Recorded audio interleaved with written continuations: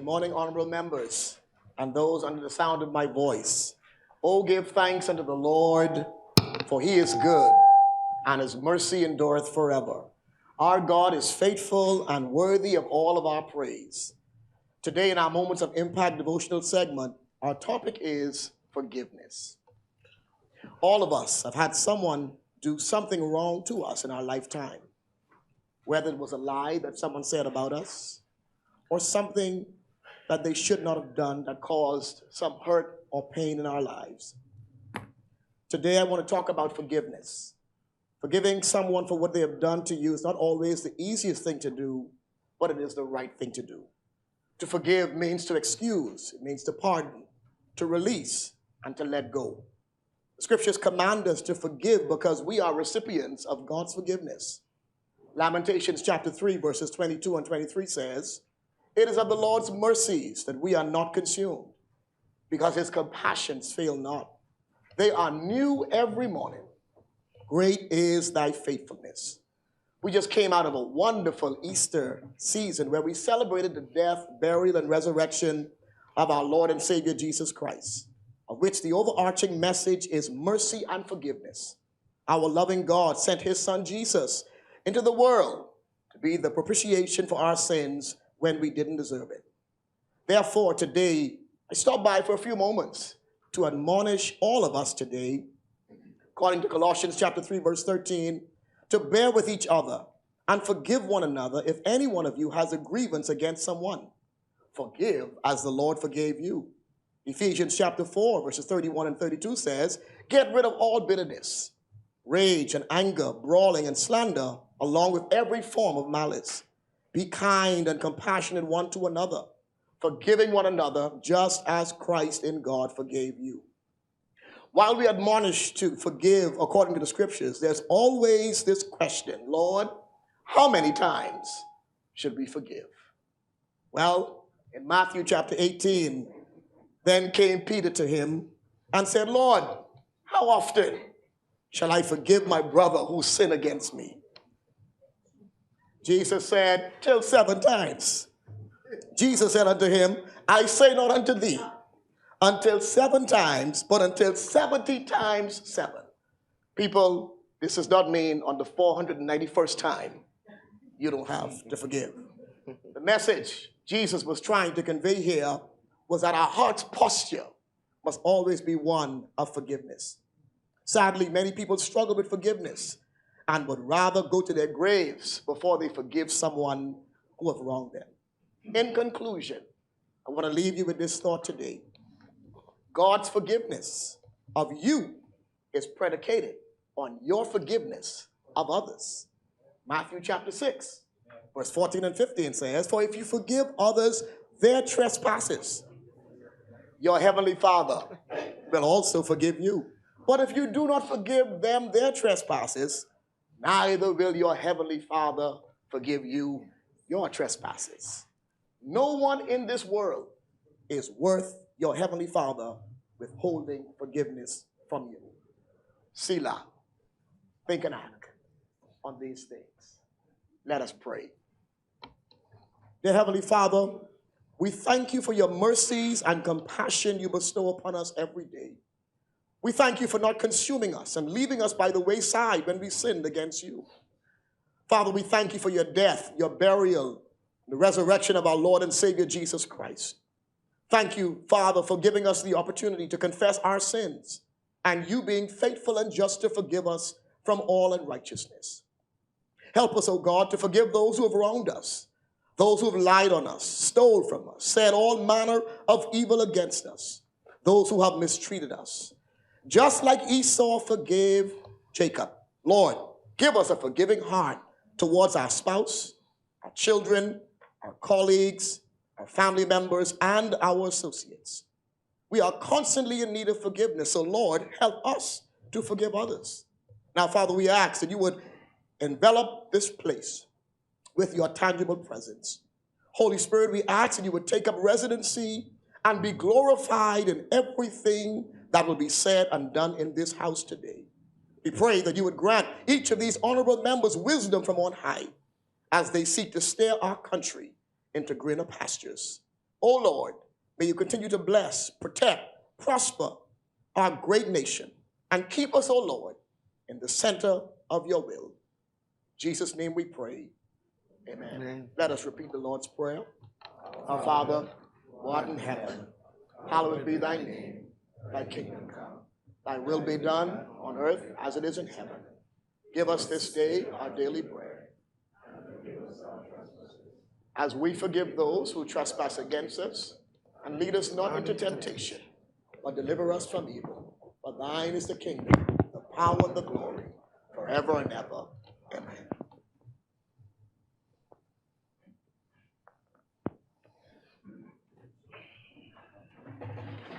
Davis, Chester Cooper, Fred Mitchell, Glennis Anna Martin, Obadiah Wilchcomb, Alfred Sayers, Dr. Michael Darwell, Clay Sweeting, Keith Bell, Wayne Monroe, Vaughn Miller, Jobeth Colby Davis, Ginger Moxie, Mario Boleg, Jomo Campbell, Basil McIntosh, Miles LaRota, Pia Glover Rowe, Lisa Ramming, Zane Lightbourne, Dr. Hubert Minnis, Jamal Strawn, John Pinder, Marcus Rowe, Leon Lundy, Kirk Cornish, Wade Watson, Leonardo Lightbourne, Leslie Miller Bryce, Leroy Major, Sylvanius Petty, Michael Bonnaby, Michael Pintard, James Kwesi Thompson, Aram Lewis, Shannon Dawn Cartwright, Adrian Gibson, Adrian White.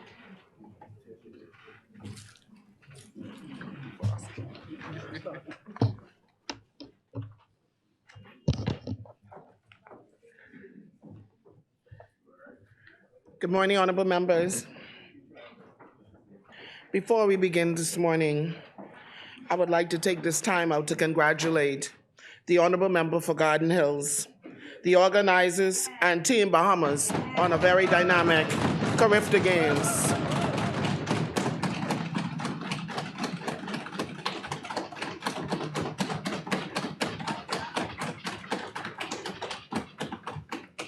And we send congratulations from this place to Team Bahamas for a wonderful job.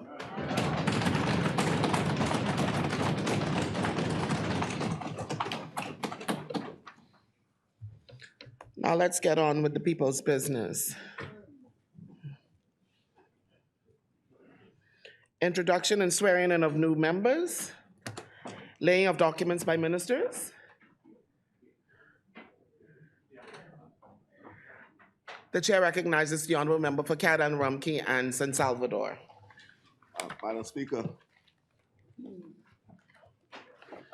I beg leave to lay on the table a copy of the Public Debt Management Bahamas Register Stock number 1, 2024, and 2025, Directions 2023. Thank you, honorable member. Order the document be brought up.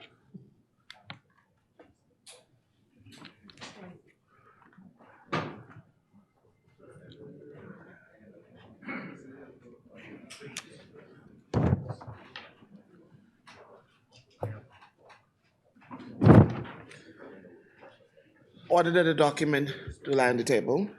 Further laying of documents. Madam Speaker, I beg leave to lay on the table of this House a copy of the Value Added Tax Supply of Real Property General Rules 2023. Thank you, honorable member. Order that document be brought up.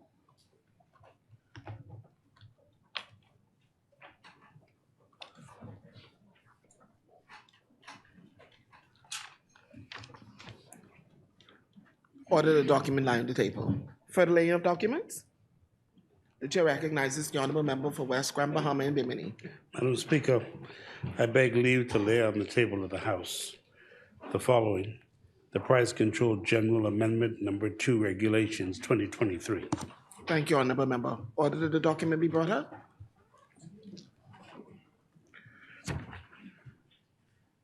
Order the document to lie on the table. Further laying of documents. Continue, honorable member. Madam Speaker, I beg leave to lay on the table of the House a copy of the following: the Price Control General Amendment Number 3 Regulations 2023. Order that the document be brought up.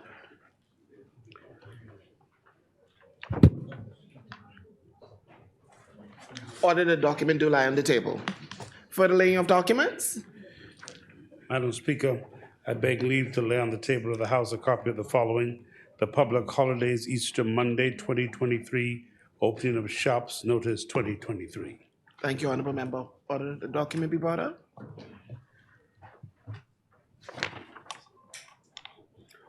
Order the document do lie on the table. For the laying of documents, the chair recognizes the Honorable Member for Centerville. Good morning. Madam Speaker, I beg leave to lay on the table of the House a copy of the following: the Supreme Court Civil Procedure Rule 2022, Notice 2023. Thank you, Honorable Member. Order the document be brought up.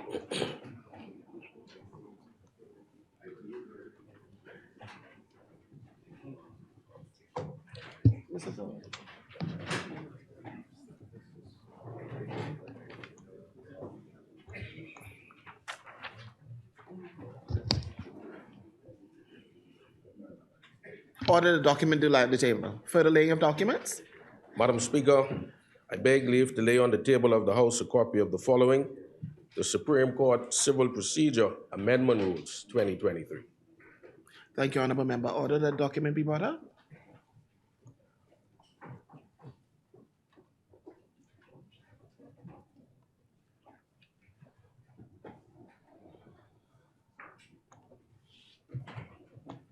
Thank you.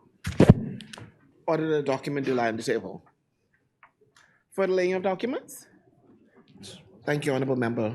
Statement and communication by ministers. The chair recognizes the Honorable Member for Carmichael. Good morning, Madam Speaker, honorable members, Bahamians everywhere. Madam Speaker, I rise once again to give a communication in respect to immigration. And as I do so, Madam Speaker, I wish to begin, as always, by thanking my Almighty God for allowing me the opportunity to stand in this honorable House once again and to provide the House and the Bahamian people with an update of this government's unwavering efforts to protect our borders from unlawful entrance.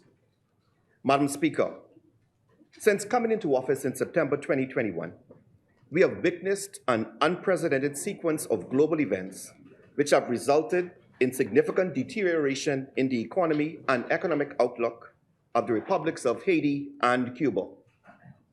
In the Republic of Haiti, global inflationary pressures are but one of the many issues facing that country.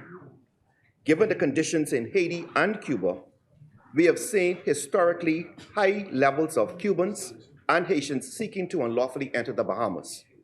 Madam Speaker, whilst the government led by the Honorable Prime Minister continues to encourage a regional and international approach to address the issues facing both Cuba and Haiti, the position of this government remains unwavering that all persons seeking to enter the Bahamas must do so using legal avenues and processes.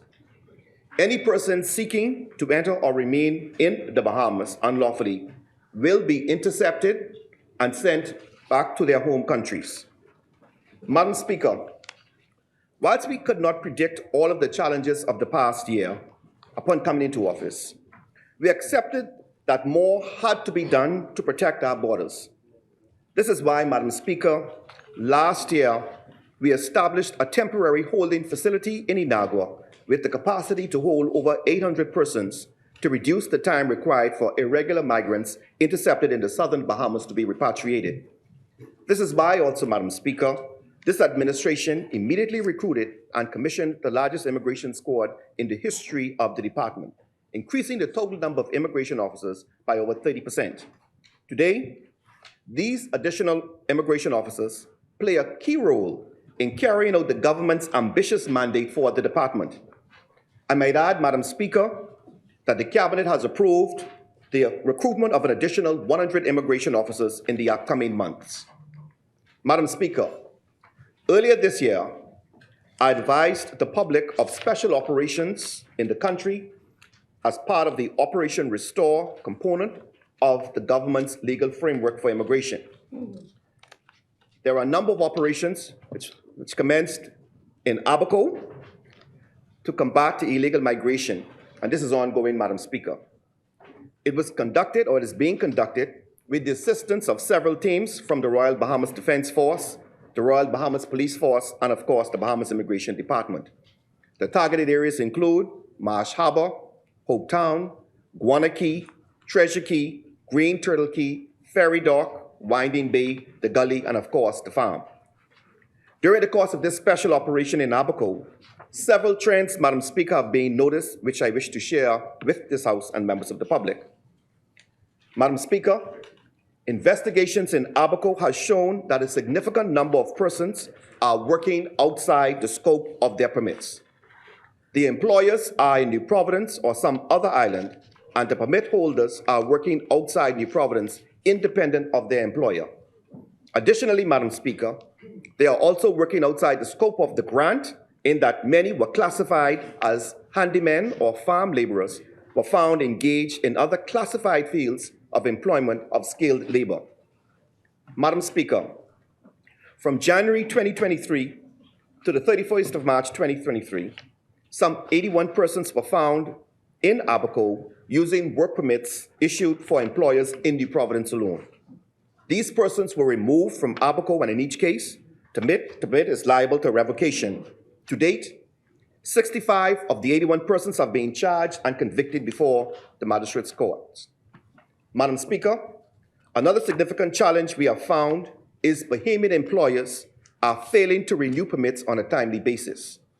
This is a vexing issue for the department, but let me say from the outset, Madam Speaker, that whilst I understand that persons can face delays obtaining the accompanying documents to have a permit renewed, if a person is here without a valid work permit and without having a renewal application before the Department of Immigration, they will be arrested and deported. Madam Speaker, over the past 3 months, Operation Restore has resulted in over $90,000 being collected in back fees for processing and document fees from Bahamian employers of various persons being taken into custody. Madam Speaker, immigration fees must be paid. Pay immigration its fees. Work permits are obtained by employers, and it is the employer's responsibility to pay the government its fees. Any employer found owing immigration will be required to pay all fees owing and could face prosecution. Madam Speaker, Operation Restore remains ongoing, and we intend to not decrease our efforts in all the islands, including Abaco. It is also important to note, Madam Speaker, that the Department of Immigration is carrying out its work without fear or favor. Red, yellow, black, or white. Haitians, Jamaicans, Cubans, Mexicans, Canadians, all have been investigated, and where violations have been found, they have been charged, convicted, deported, and placed on the department's restricted list. Madam Speaker, the Abaco Special Operation is one aspect of our ongoing efforts all over this country as part of the government's national immigration strategy, which comprise 3 broad pillars. First, Operation Restore, which is the enforcement of our immigration laws within our borders. Secondly, the protection of our territorial waters, and I wish to once again commend the Minister of National Security and the Royal Bahamas Defense Force for the awesome task that they're doing out there. And thirdly, Madam Speaker, our third pillar is regional and international cooperation led by our Honorable Prime Minister. Madam Speaker, in keeping with our promise to the Bahamian people, we have been relentless and unwavering in repatriating undocumented migrants and those who breach our immigration laws. Madam Speaker, during the month of March 2023, a total of 651 persons were repatriated from the Bahamas. This number included 450 Haitian nationals, 173 Cuban nationals, 8 Jamaican nationals, and 20 other persons of various nationalities. Madam Speaker, for the period commencing the 1st of January 2023 to the 31st of March 2023, 1,734 persons have been repatriated from the Bahamas. 590 persons were charged with various immigration offenses and put before the magistrate's court. 461 persons have been convicted, and some $240,600 in fines have been imposed by the court for immigration offenses. Madam Speaker, on the 6th of April 2023, there were 153 persons in the detention center awaiting repatriation.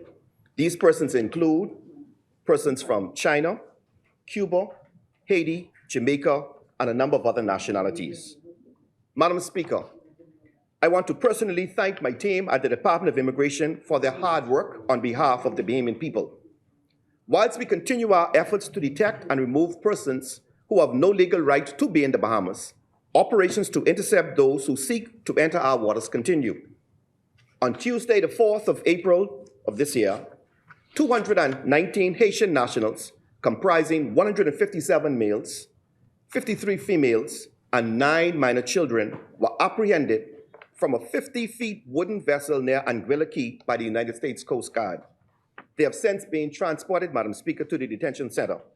Additionally, this past Saturday, the 8th of April 2023, an additional 22 Haitian nationals were apprehended by immigration officers, police officers, defense force officers for illegal landing in the Exumas. Investigations are ongoing into that matter as well, Madam Speaker. These recent interceptions, Madam Speaker, bring the current population at the detention center and the department's safe house to some 394 persons. The unlawful entrants will be processed and repatriated as soon as formalities are completed, which we anticipate will be later on this week. Notably, Madam Speaker, these repatriations will result in an overall repatriation for 2023 so far of some 2,128 persons. This means that we are on a trajectory to significantly exceed last year's numbers. Madam Speaker, I wish to assure this House, honorable members, and the public that your Immigration Department, in collaboration with its local and international partners, is fulfilling its mandate given by the government and the people. By repatriation alone, Madam Speaker, for the first 4 months of 2023, the Immigration Department has repatriated almost half of the total number of persons repatriated in 2022. And this is just the first 4 months, Madam Speaker. Additionally, Madam Speaker, as Minister of Labor and Immigration, the Director of Immigration has been given a very clear directive to collect all outstanding back and unpaid fees owing to the department, to tighten controls and improve the department's overall efficiency as one of the government's largest revenue earner. While the figures for the fiscal year 2022-2023 will be disclosed in the budget exercise, I am pleased to note that under the current able leadership of Director Katura Ferguson, the Department of Immigration has surpassed the $100 million mark revenue between January 1st, 2022 and December 2022. In this regard, Madam Speaker, the Ministry and the Department of Immigration has met with the Honorable Minister of Finance, the Honorable Prime Minister, and his team in relation to much needed resources for the department. And the Honorable Prime Minister gives us his assurance, and I thank him accordingly, that we will get those resources. Madam Speaker, several months ago, I issued in this place a warning to employers and the general public about the need to act within the law. Specifically, I warned persons that each work permit is subject to conditions including that the employee work for the employer named on that permit.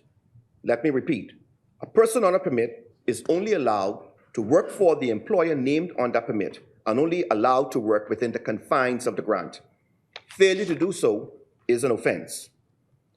Madam Speaker, over the past few weeks, the department began a special operation following numerous complaints and information received from members of the public at large of construction workers of foreign nationality working on a construction site in a high-end gated community in the Eastern New Providence. Following the conclusion of the investigation, Madam Speaker, an operation was launched which revealed that foreign construction workers at that site outnumbered the Bahamian construction workers 3-1. Madam Speaker, in one swoop, 56 foreign nationals were taken into custody, leaving a mere 20 Bahamian workers on that site. The findings of the investigations revealed all of the persons had been issued work permits. Secondly, all of the persons were working outside the scope and terms of their work permit. Thirdly, a large number of persons were unlawfully paying dramatically lower work permit fees by giving incorrect job descriptions, such as farm laborers, which attract a fee of $500, when they were highly skilled construction professionals, which attracted a fee of $4,000 to $6,000. Several persons owed renewal and processing fees for permits. Others were pending processing fee payments for the renewal of the permits. Persons were classified as farm laborers and handymen when they were highly skilled construction workers. Madam Speaker, investigations into this matter are ongoing. However, I believe it is important to specifically warn contractors and other businesses who employ persons on work permits, get your house in order. The law is clear on what is required. If you are unsure, you can call or visit the Department of Immigration. The immigration laws must and will be enforced. The laws will be enforced equally and throughout the Bahamas, island to island, east to west, in front of the gate, in the back of the gate, one country, one law for everyone. The immigration will target the owner, the occupier, the hirer, the employer, the worker. Be warned. Madam Speaker, let me just say, in respect to those persons, the decision has been made that when those permits for those persons found working in that gated community outside the scope of their permit, that when it comes up for renewal, each of those permits will be reclassified from farm laborers and handymen to the fields in which they properly belong. And we anticipate that that will be done across the board as we continue to go on these sites. Madam Speaker, I note that the case of Douglas Ngumi has reached its conclusion, having been determined by the Supreme Court, the Court of Appeal, and now the Privy Council, which is our final court of appellate jurisdiction. Madam Speaker, Douglas Ngumi, a Kenyan citizen, was arrested by Bahamian immigration officials. He had no approval to be in this country, to remain in this country. The courts found, however, that his detention did not meet the legal standard, and consequently, he was entitled to damages, which is monetary compensation. The Supreme Court assessed those damages at $650,000 plus interest. Ngumi's attorneys appealed to the Court of Appeal, challenging the overall assessment. His attorney appealed to the Court of Appeal, challenging the overall assessment of general damages, which is monetary compensation, as inordinately low, and asserting that the global award should have been in excess of $11 million. The Court of Appeal firmly rejected this claim, but increased the award to $750,000, plus additional interest. The Court of Appeal did not order the government to pay Ngumi's costs for the appeal, which is significant. Ngumi's attorney then appealed to the Judicial Committee of the Privy Council, asserting that the $750,000 figure was manifestly low and that the appellant should be compensated to the tune of $11 million, in addition to the government paying the legal costs, which could have amounted to millions of dollars given the length of the case. Ngumi and his attorney was not successful on almost every ground before the Privy Council. The claim for compensation of $11 million was firmly rejected by the Privy Council. The Privy Council confirmed the Court of Appeal's decision, save a $50,000 increase in the award. However, Ngumi was not awarded costs in the Privy Council. And I'm going to table the judgment, Madam Speaker, as soon as I'm completed. I wish to publicly thank the Honorable Attorney General Ryan Pinder and the Honorable Member for Centerville, Minister Jomo Campbell, and their team at the Office of the Attorney General in defending the government in this case. Every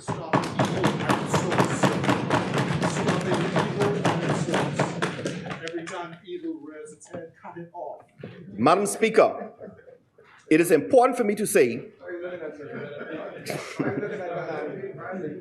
Madam Speaker, it is important for me to say, and for the Bahamian people to know, that my issues and our issues with the case and arguments are made independent from the appellant, Mr. Ngumi, as we are governed by precedent which binds future cases.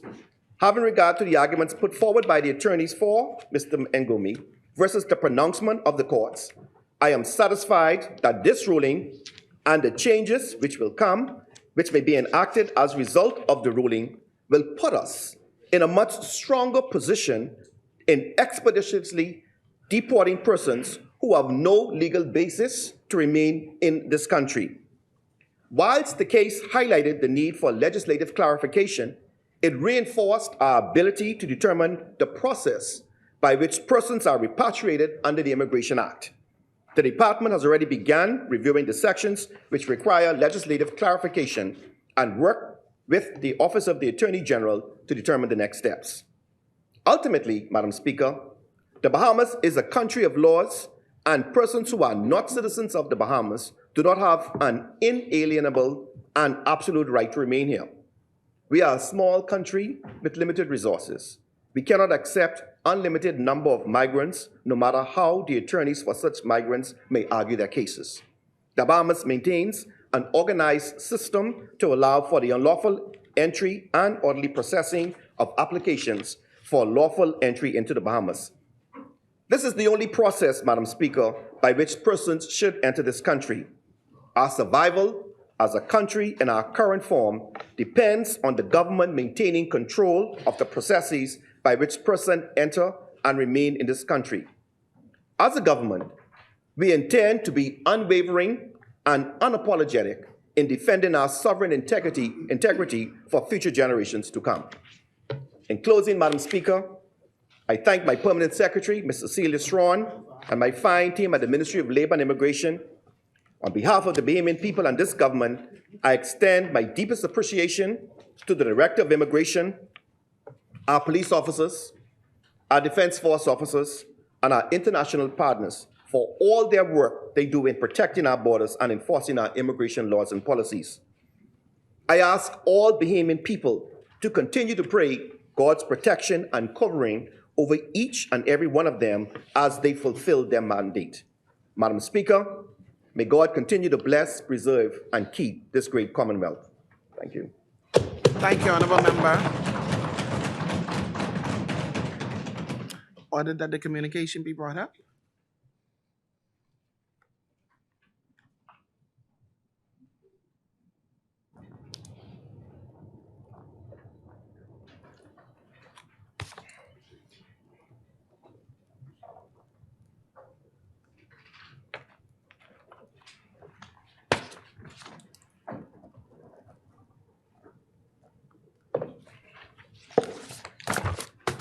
Thank you.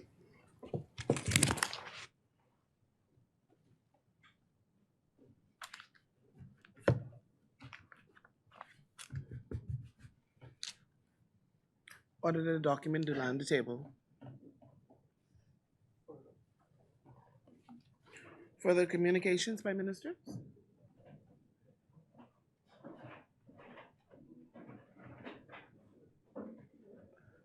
The chair recognizes the honourable member for Golden Gates. Thank you, Madam Speaker. Good morning. Good morning. Madam Speaker.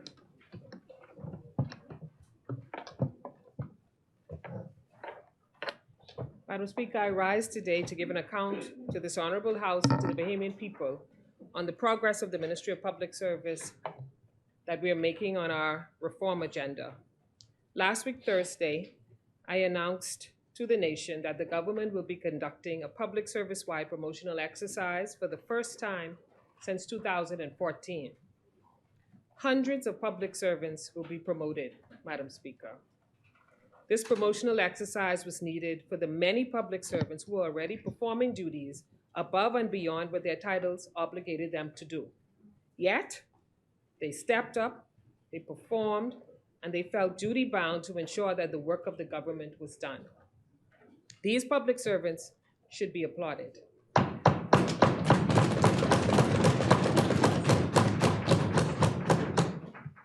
Madam Speaker, I hear many times public servants say being a public servant is a thankless job. When things are going well, you don't always get the recognition you deserve, but when things go wrong, you get all the blame. I spent some time in the public service during my career, and I personally know how frustrating it can be when you're doing your best within a system that doesn't always recognize your efforts. This is the first public service-wide exercise since the last PLP administration, Madam Speaker. And I don't believe that it's a coincidence. Just as we saw when it came to increasing the minimum wage, there's a clear trend being established. When a PLP government is in, we take care of the Bahamian people and we take care of public servants.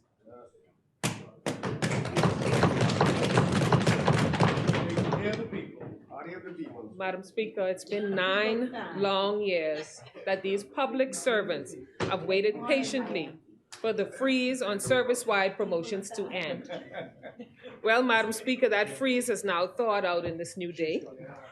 And this wait, while it has been so long, a majority of the public servants covered under this exercise will not receive 1, but 2 promotions.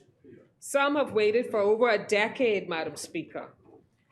I want to remind everyone that the workers being promoted have worked beyond the scope of their titles for many years, and now it's time for their titles to match their responsibilities. I would like to address the talk out there that in the public arena that people are saying 2 promotions aren't enough. They're saying there should be 3 or more. And I know we've done our best in terms of our existing financial limitations. And while I understand that certain leaders of certain groups may feel the need to say something just to have their voices heard, Madam Speaker, I guess we call that grandstanding. I sometimes question the general nature and the genuine nature of their commentary. I suspect that if we were doing 3 promotions, they would say, why you ain't doing 4?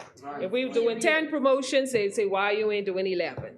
So, Madam Speaker, at a certain point, seems like people just have stuff to say to be relevant. We can forgive them. We will not be distracted. We will not be deterred. We have real work to get done, and we don't have time to play one-up games with anyone, Madam Speaker.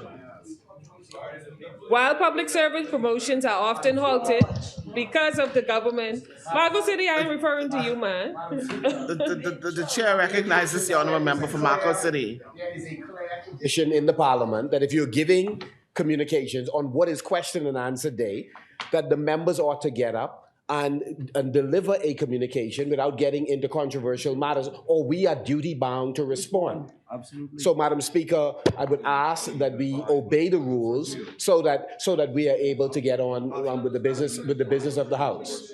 So no problem. So, Madam Speaker, I'd be happy to litigate the matters that she has said that are controversial. Again. I'm not talking to you, so you should be quiet. You talk a little bit too much. Madam Speaker. You don't know what controversial is, you shouldn't be in the House of Assembly. Yeah, well, that's my leader. Members, there's a member on the seat. Madam Speaker, the communication is addressing the work that the public service is doing. The member, in the course of doing so, is casting aspersion on this side. And so, in terms of willingness to address HR-related matters, 1, and in terms of tradition of how we have addressed those issues. So, Madam Speaker, if the member wishes to indicate the duties that she's carrying out and how effective she's doing it, that's fine. But then to cast aspersions in terms of we have not done similar things when in the chair is inappropriate, because we are willing to defend that. We are willing to get up and lay out the fact that when we came to office, Madam Speaker, when we came to office in 2017, there were thousands of persons who were hired, who, Madam Speaker, we sought to regularize those persons. Thank you, honourable member. Yeah. The chair recognizes the honourable member for West Cram, Bahama and Bimini. Madam Speaker, this side fully understands the rules as they apply and to be non-controversial. And the member who is addressing the communication at this point is not intending to pass the blame on anyone. She's simply given a communication. Yes. Member for Golden Gates, you may continue. While public servant promotions, Madam Speaker, are often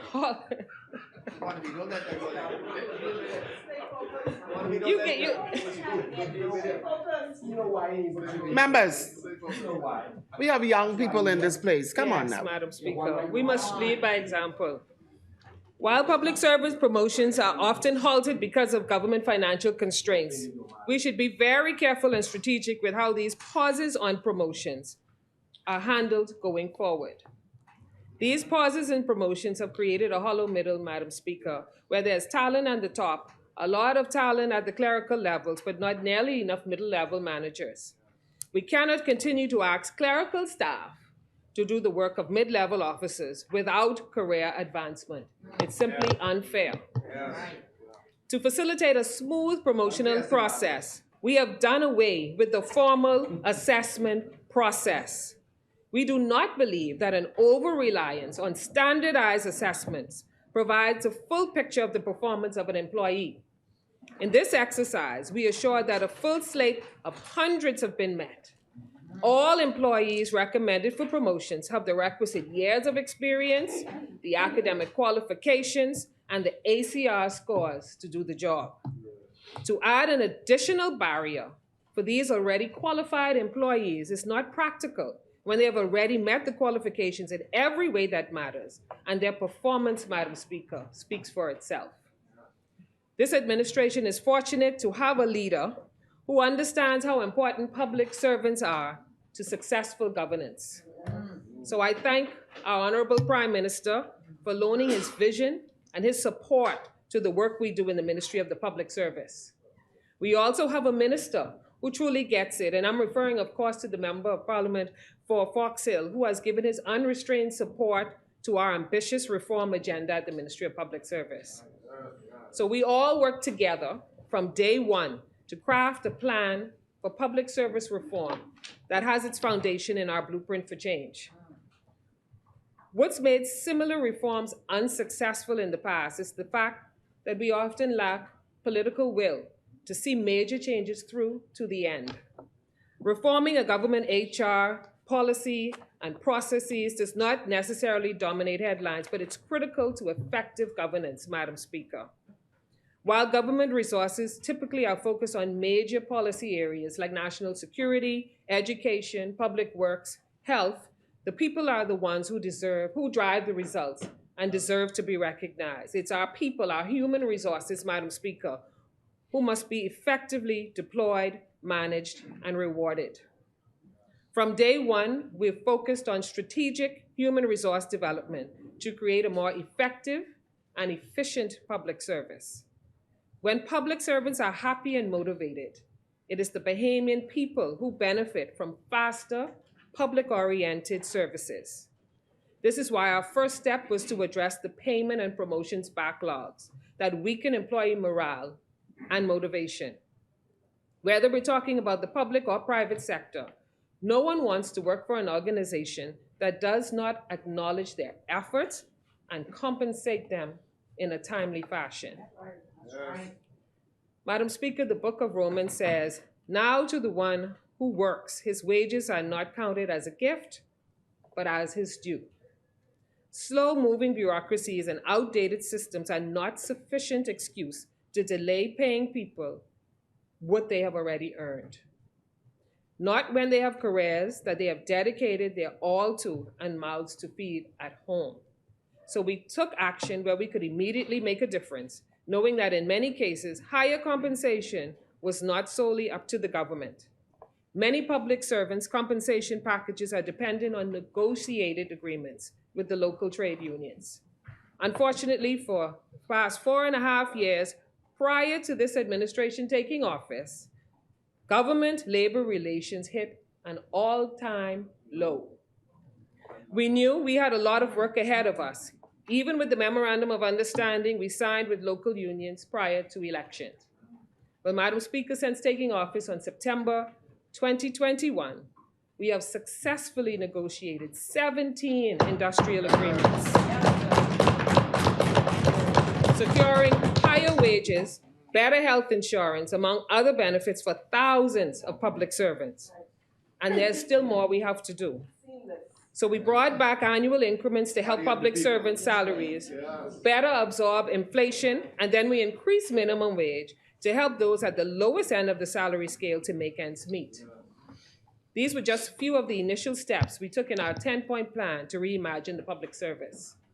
Madam Speaker, I must applaud P.S. Thompson for her stellar leadership at the Ministry of Public Service, as well as all of the teams and units at the ministry who often burn the midnight oil and work weekends to take care of the affairs of 20,000 plus public servants.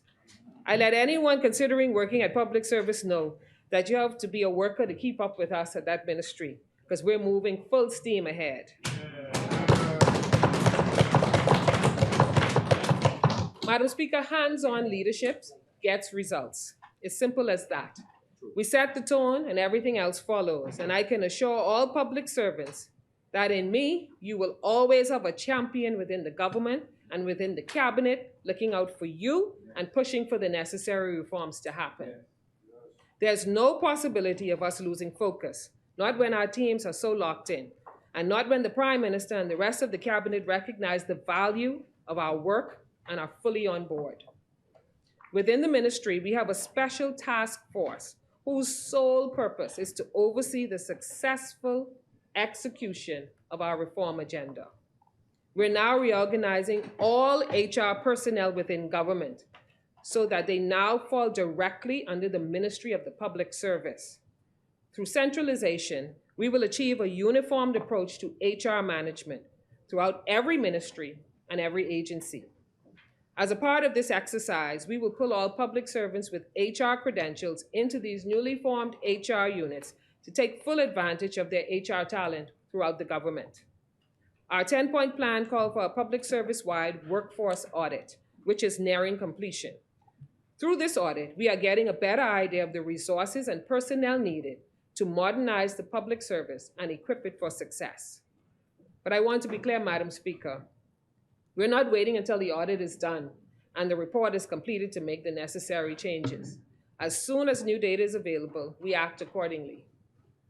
Madam Speaker, as a part of our reform efforts, we've looked at models in Gambia, Beijing, Barbados, and Canada, and we are identifying existing skill gaps, projected areas of need, and new policies that are required to achieve our objectives. We will work collaboratively along with HR professionals to develop a strategic HR development plan to strengthen existing onboarding, training, which will be a major focus, and upskilling opportunities to equip public servants with the future-proof skills they need to succeed. This will be achieved via internal opportunities through the Public Service Training Unit, as well as through partnerships with learning institutions such as the University of the Bahamas, who will be collaborating with our education and training programs. The Public Service Professional Engagement Program is an example of the direction we are headed to reshape government recruiting, onboarding, and training programs to equip entry-level staff with the skills they need to succeed in a modern public service environment. You can expect to see similar efforts roll out at every level of the public service, from our clerical staff straight up to the very top.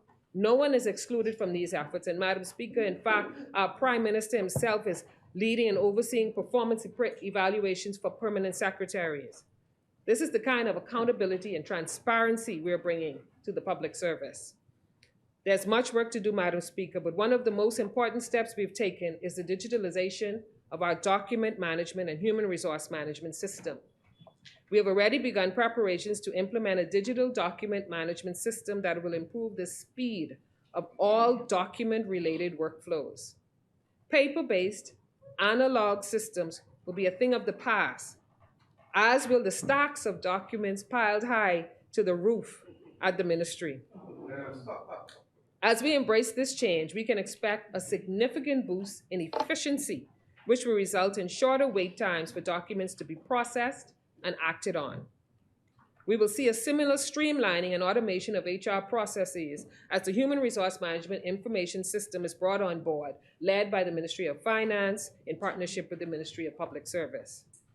Through digitalization, we will automate workflows to ensure that every procedure is followed and there is a very clear path that every process follows, along with a clear trail for improved accountability and transparency. The days of files going missing or process being delayed while a specific document is searched for will be a thing of the past. Amen. Madam Speaker, real change has arrived at the Ministry of Public Service. I encourage all public servants to embrace the progress. We cannot succeed as a government without large-scale buy-in from the public service.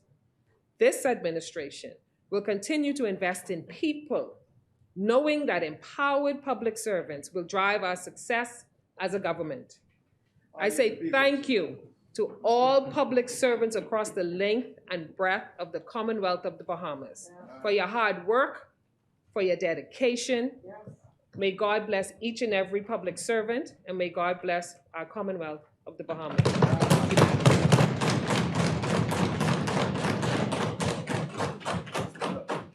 Order that the communication be brought up. Madam Speaker. The chair recognizes the honorable member for St. Barnabas. Yes, Madam Speaker. Just on a point of clarity. Didn't want to interrupt the good member for Golden Gates. The members opposite continue to be very selective with these issues surrounding the workers of this country and minimum wage and other issues. Honorable member. Madam Speaker, if I may, Madam Speaker. Honorable member. Madam Speaker. Honorable member. For 25 Honorable years, member. 25 years. Honorable member. Did not implement minimum wage. It was the Free National Movement that implemented minimum wage. And Madam Speaker, the side opposite continues to be selective. For 25 years, the PLP did not implement minimum wage. Honorable member for St. Barnabas. Honorable member for St. Barnabas. Honorable member. Honorable member, if I have to stand.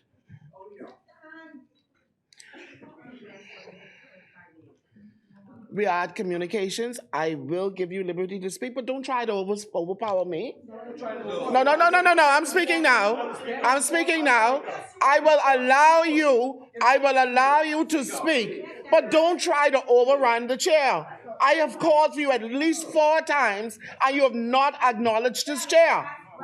That's disrespectful. I am still speaking, honorable member, and while I'm speaking, please allow me.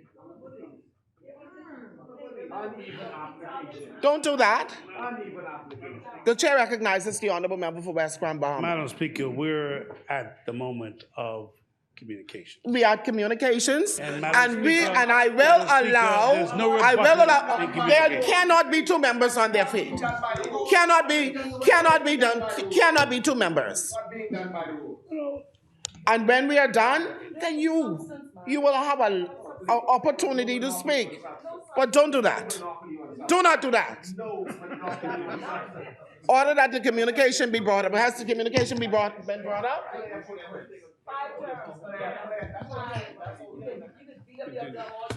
Order the communication do lie on the table. Further communication by ministers.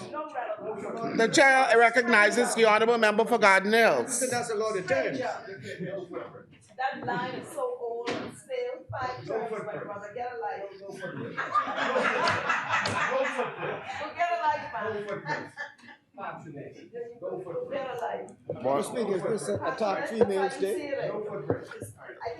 There's a member on his feet. Some of us all have attacked females already. So Attack Females Day? We know what to eat. And I thought Lent was over. Oh, Lent break loose in here. The chair recognizes the honorable member for Garden Hills. Madam Speaker, it gives me thanks to the Almighty God to stand here in this honorable house on behalf of the great people from the constituency of Garden Hills. But before I commence my communication, Madam Speaker, I would like to send condolences to the family of Rosalind Horton and all of the constituents who would have lost loved ones in recent times. And may the soul of the dearly departed rest in peace. I would also like to wish happy birthday to those who are celebrating their birthdays in the Garden Hills constituency this week. Madam Speaker, I'm a proud man today.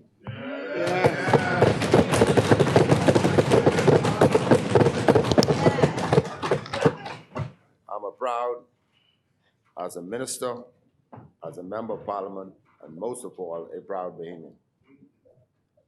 Our government, led by the Honorable Philip Davis Casey, has focused on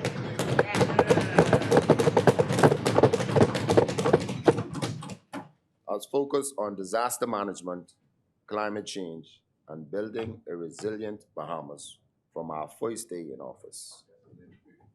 I celebrate with exuberance a major step toward that resilient future.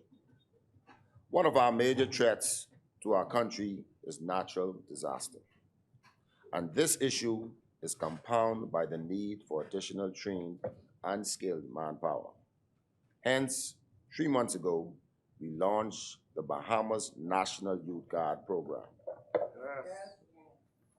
Madam Speaker, lifted from our blueprint for change, the National Youth Guard Program is designed to teach young people the skills needed to assist this nation during disaster or an emergency.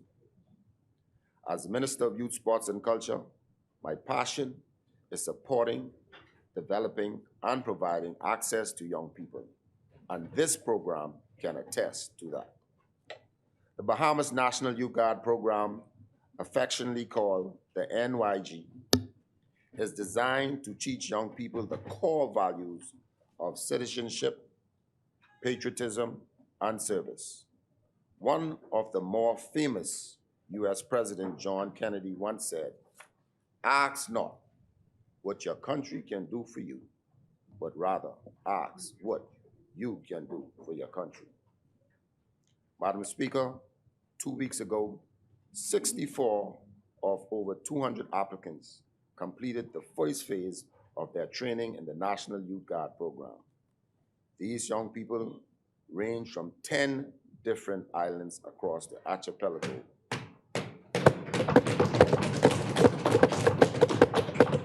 As far as Grand Bahama from the north to Inagua in the south. They left their homes, went through tough training for 3 months, and to prepare themselves to respond to when our country is most in need. Some of whom are in the gallery today, and I invite them now to stand as we say,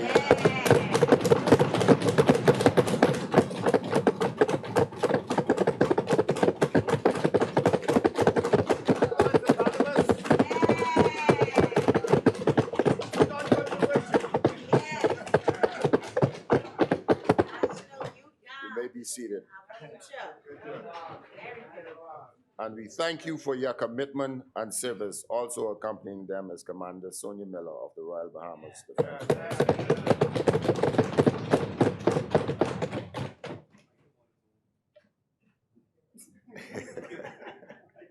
Madam Speaker, these young people have learned skills such as carpentry, plumbing, electrical, and the occasional safety and health administration, OSHA, from the Bahamas Technical and Vocational Institute.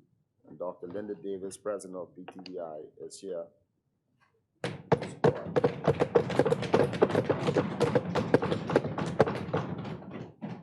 Psychological first aid training from the Bahamas Psychological Association, and risk assessment and damage assessment from the Disaster Reconstruction Authority.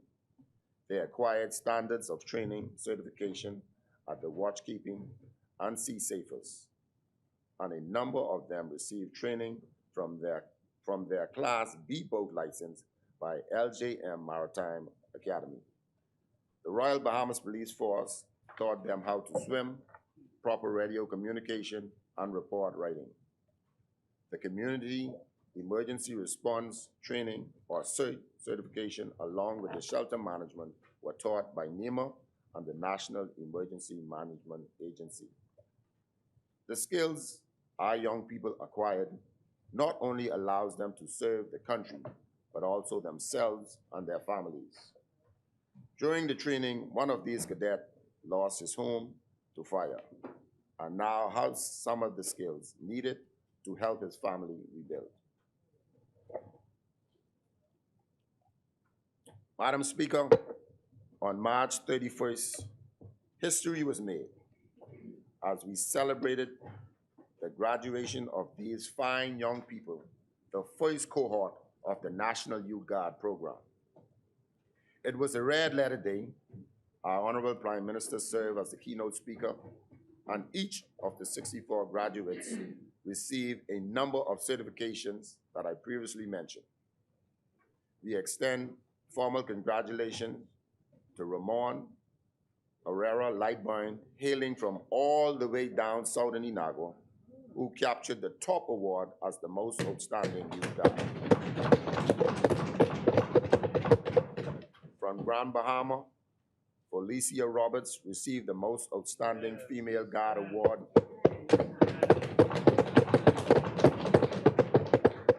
And Tawano Holbert, hailing from Bimini by way of New Providence, received the most outstanding male guard award. Madam Speaker, we once again extend formal congratulations to each and every graduate today. For those who wishes to review the ceremony, and photos of the full replay of the ceremony can be found on the Ministry of Youth, Sports and Culture Facebook page. Madam Speaker, as we transition into phase 2 of our 4-phase program, we take a moment to celebrate accomplishing something special. Our young nation builders will now begin their service by first engaging in 3 months internship with various disaster-related public and private agencies. They will all obtain on-job training and prospects for future long-term employment. Yes. Madam Speaker, following this component, the National Youth Guard will begin a reservist phase where they can be called to serve whenever needed. The final phase are regular training sessions to ensure the young people stay updated with the most relevant information. These young people are now positioned to make an impact in this nation by leading their communities from the mitigation to the recovery stage of any disaster. Madam Speaker, our communities are better prepared because of them. Yes.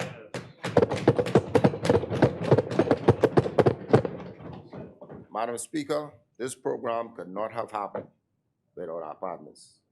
I want to take the time to thank my colleague, Minister of Grand Bahama, the Honorable Ginger Moxie, and her ministry for being such a great support to the program while we're in Grand Bahama.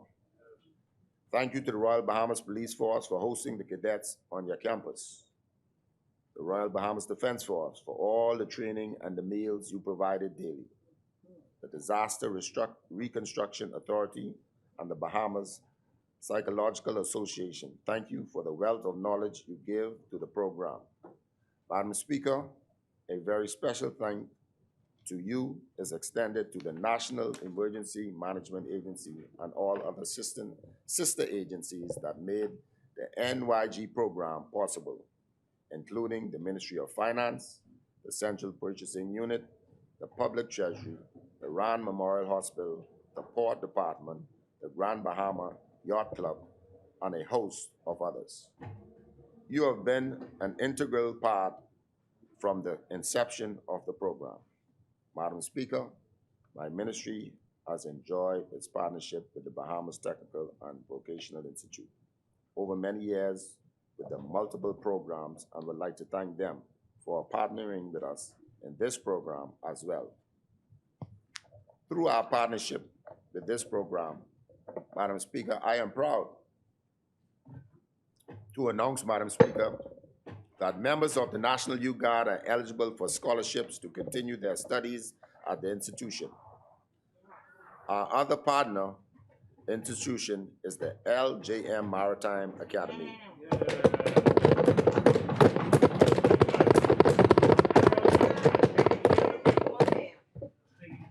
The premier maritime institution in the country.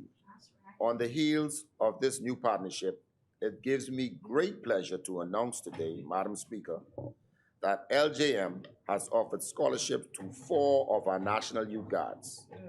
We are proud to announce that Matthew Johnson and Michelin Darwell will continue training to obtain their Class B license, while Giselle and Ryan McIntosh will be engaged in a 4-month training to gain their rating, allowing them to work on any vessel worldwide.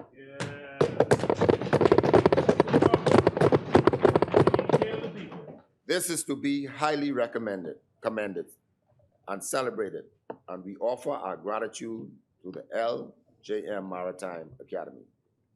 Finally, Madam Speaker, I would like to thank the staff of the Ministry of Youth, Sports and Culture, especially the Division of Youth, who are in the gallery today, for their hard-working dedication, led by Sandine and Neely, youth officers, Ryan, Kenneth.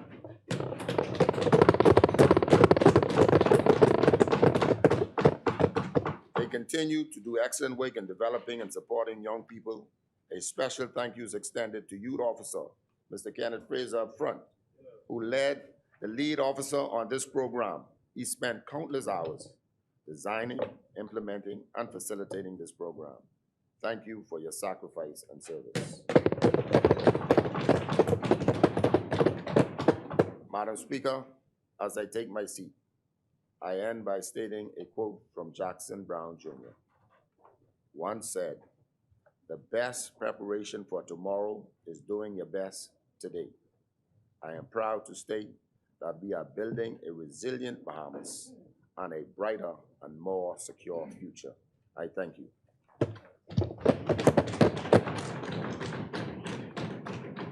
Thank you, Honorable Member. Order that the document be brought up.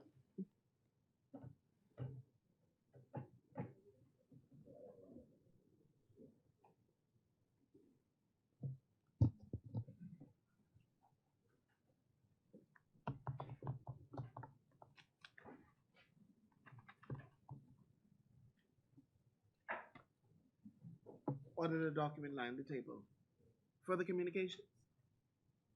Chair recognizes the Honorable Member for Garden Hills.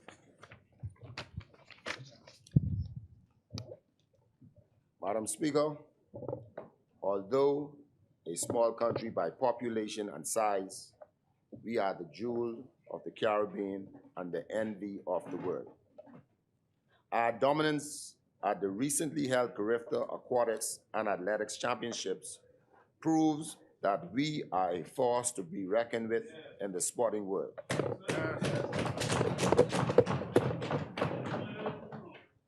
This country has certainly marked the manner of our bearing.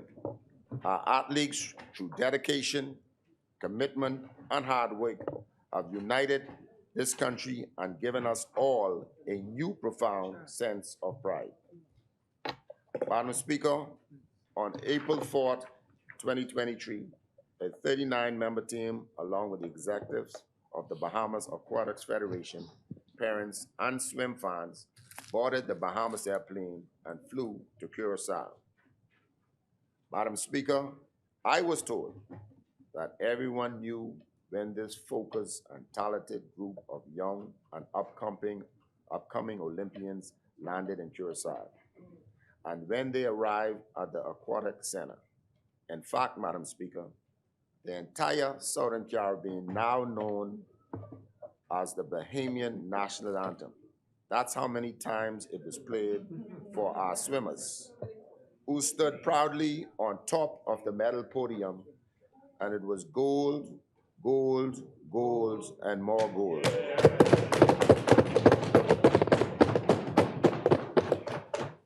Madam Speaker, while our swimmers made a splash in the water, our 4-member Junkanoo group, led by my colleague, Minister of State of Education, the Honorable Zane Lightbourne, rocked the bleachers with melodic rhythms and beats from the cowbells and goatskin drums. I would like to thank my colleague for leading the delegation and the 39-member team at the Carifta Swimming Championships in Curacao. Madam Speaker, as the swimmers say, 5 Pete, so sweet.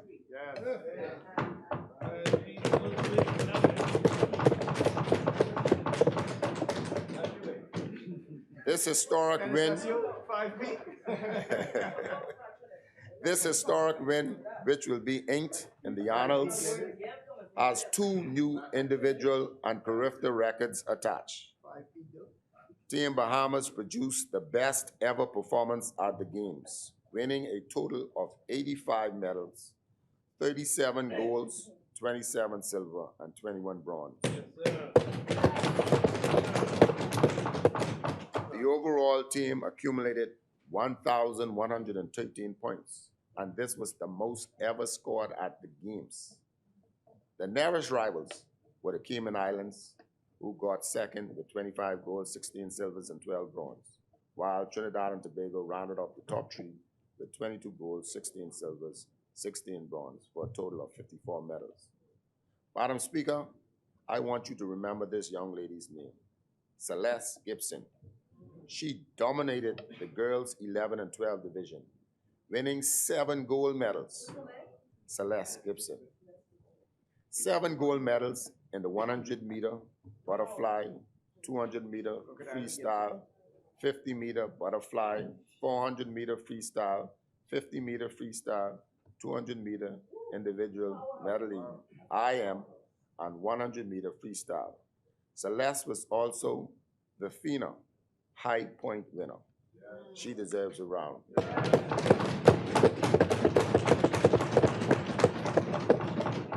Madam Speaker, the only race she participated in and did not win was the 200-meter butterfly. She won the silver behind the gold that was captured by Bahamian Skylar Smith.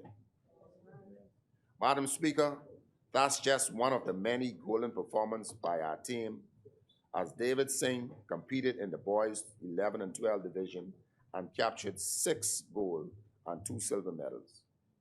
Renishka Gibson and Nigel Forbes are new record holders. Gibson record is in the 50-meter breaststroke for 15 to 17 girls, and Forbes in the 100-meter butterfly for boys 15 to 17. Madam Speaker, our swim team came home to a hero's welcome. The entourage was escorted from the airport to the National Thomas A. Robinson Stadium, entered through the gantry, and did a victory lap in front of a jam-packed stadium. The electrifying moment was unmatched and was witnessed by all the Caribbean who were watching via television and over the social media platform. This was just one of the many moments that made all Bahamians beam with pride. We as a country were truly united in love and service. Madam Speaker, the Bahamas is the host of the Carifta Swimming next year and will be looking to secure its 6th consecutive championship title. I encourage the entire country to come out and support, and when our track and field team return from Grenada next year, they will be welcome home in the same grand style. Madam Speaker, Bahamians everywhere are still bragging about the 3-day of track and field hosted here at home in the Thomas A. Robinson National Stadium. It was a joyous occasion to witness the celebratory moments and the happiness of Bahamian people coming together as one, united in love and service to support our nation youth, whom all have represented us well and made us all proud. Madam Speaker, with the 2023 being the 50th anniversary of Bahamian independence and the 50th edition of the Carifta Track and Field Championships, I must congratulate our young athletes who performed admirably. Team Bahamas was able to improve its medal count by some 29 medals compared to last year's games total count of 17.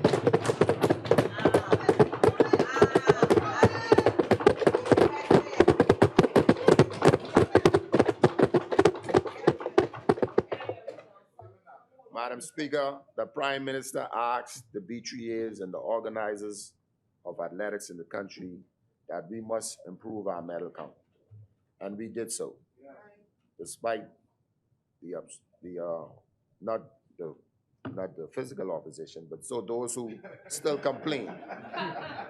Not them. They on our side. They support. You support what the kids did. But even now, you still have some saying, not the official opposition. Yeah. Those who still does not want to give our youth its praises. So many were looking at the total medal won, which was 46, or the second place finish behind Jamaica. Many will overlook how huge the impact was on and off the track. Madam Speaker, we saw a great economic growth this holiday weekend. There was an increase in airlift, hotel accommodations, car, and Airbnb rentals, as well as the domestic shopping. This is also the power of sports. Yes, sports have the power to change the world, but it also unites and improves it. Madam Speaker, before I speak about the performance of the young athletes and the support shown by the Bahamians, I would like to highlight some preliminary figures associated with the hosting of these games. Ticketing sales over the course of the 3 days totaled some $400,062.53. To date, $725,275 cash was received in sponsorship. 30,900 collected from vendors' concession. NACA grant total some 59,700, and we collected some $133,780.78 marked as levy fees. The total revenue generated for the period September 22 to April 11, 23 is some $1,393,480.88. The government investment to date is some $4.4 million. The overall revenue received plus the government subsidy as of April 11, 2023 total some $5,802,094.56, with the operation expense of some $4,488,066.76. Madam Speaker, the government has realized the need for ongoing upgrades and repairs to the TAR Stadium in order to maintain a facility that meets the world-class standard, which is vital to our Sports in Paradise brand. To date, we would have invested some $2.7 million towards the stadium upgrades. And Madam Speaker, this will continue until the stadium reaches the level that we feel is suitable for world class. Madam Speaker, as the Minister of Youth, Sports and Culture, I am truly proud of the results of the 50th Golden Carifta Games we hosted.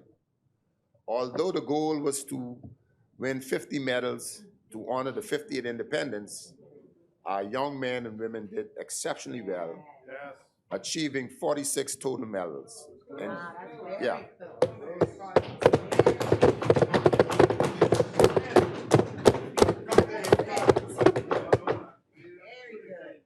And that included 10 gold, 13 silver, and 23 bronze. Madam Speaker, the 50th edition of the Carifta Games, as stated by the World Athletic President, Lord Sebastian Coe. I want them to print this.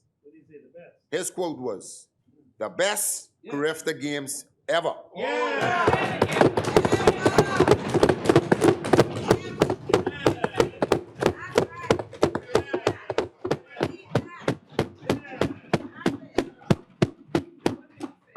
He said it was the best Carifta Games ever. Explanation mark.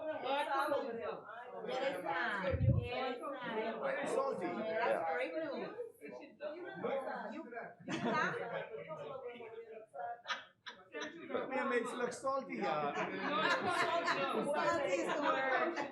Madam Speaker, this Carifta was was Carifta of many firsts. The first two special Olympic races were integrated into the meet.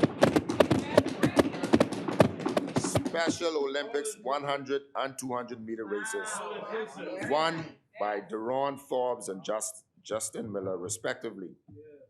Women's pole vault was included. All, for the first time, all 28 CARICOM countries were represented at Carifta. All 28. I ain't get there yet. Give me a second. It's coming.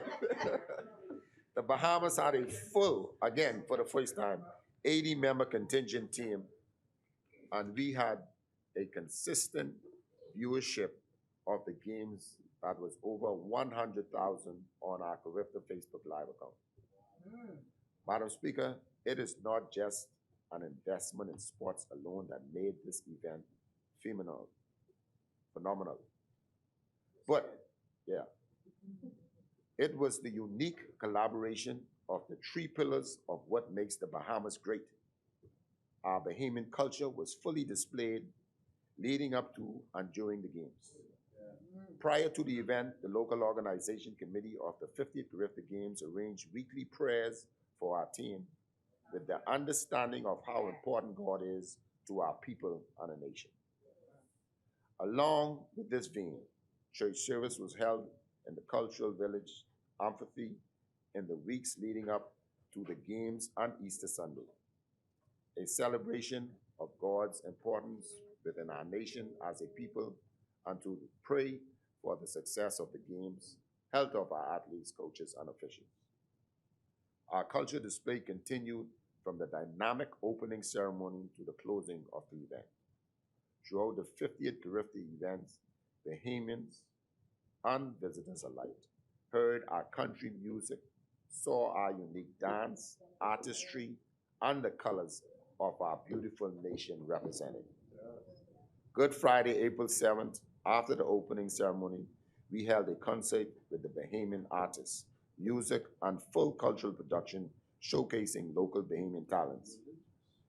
Madam Speaker, I want to highlight the winners of the Junior Junkanoo Parade, the CB Bell Stingrays, who, along with the Genesis Teen Hawks and the Carifta Congos, who provided sweet, sweet musical support and energy from the start of the games until the end. With the Junkanoo music, all Caribbean countries just visit the Carifta Games to hear. The Carifta song and music video, Come Gold With Us, written and produced by our very own Bahamian musician, Sammy Starr, featured several young athletes who also contributed to our medal count. Secondly, Madam Speaker, the strong understanding that our youth is the foundation of our country's continual progression and prosperity was evident. The execution of much of the organization, marketing, and management of what made these games excellent was due to the support of the many young workers, professionals, and volunteers. These young Bahamians provided the logistic, artistic, and professional support needed that enable us to promote, highlight, and encourage persons from throughout the region to participate. Leading up to the games, the young volunteers assisted in handing out flyers and other activities to raise public awareness and excitement for the games. They participated in float parade and pep rally celebrating the selection of Team Bahamas as well as encouraging them to succeed. We had a group of young athletes called our Carifta ambassadors, some of whom were also Team Bahamas Carifta athletes. These ambassadors helped push and promote the marketing by making themselves available as models for much of the paraphernalia, billboards, and graphic artistry we have seen before and during the games. Those that did not make the team continue to assist in other areas. Our youth also assisted at every venue, including the Super Club Breezes Hotel, which served as a lodging for the visiting teams, the airport to greet dignitaries, teams, visitors, and those coming in for the games at the Thomas A. Robinson National Stadium. in every capacity we needed. Finally, Madam Speaker, I must highlight our young athletes who performed exceptionally and made us proud as they represented us in their aquamarine, black and gold. As our Carifta song stated, come gold with us. They gave their best and did just that. Madam Speaker, I want to highlight athletes like Jemiah Nabi,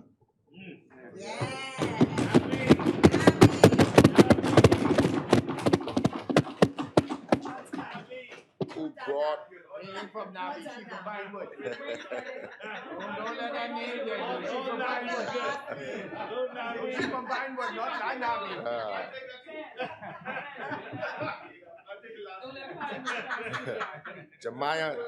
Jemiah brought home the gold for us in the 100 meter and 200 meter under 17 girls.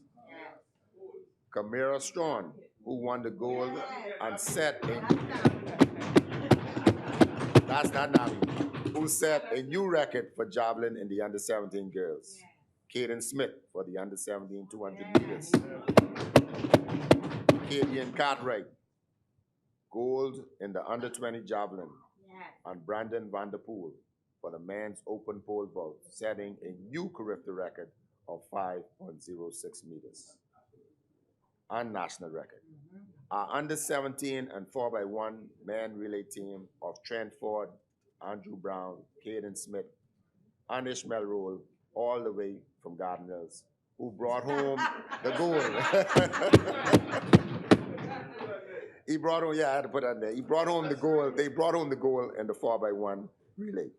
Madam Speaker, I would be remiss not to forget the winners of the first ever mixed Central Grand Bahama men's and women 4x4 open team of Javonia Valcott, Tanami Skinner, Lakit Tunami Skinner, Lucretia Cooper, Shamea Bean, who also brought home gold for the Bahamas. I am proud of our athletes, of all of them, for their hard work, their accomplishments, whether they medaled or not. We are to be proud of them and cherish their dedication and encouraged to step on the track and field to represent our country in front of the world audience. I would be remiss not to mention the B3As and all the hard-working administrators and coaches and support given in training these young athletes for the world stage. Madam Speaker, this was the best showing since 1985.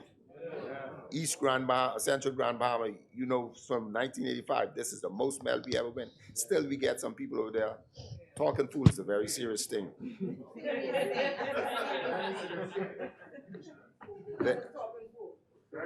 Some people out there, not him, he's a good man. Some people out there.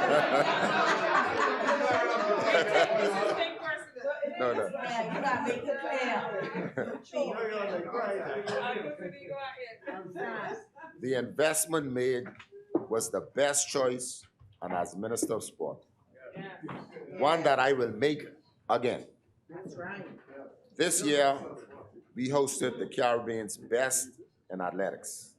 The next year, our swimmers will be on full display in a newly renovated swimming complex.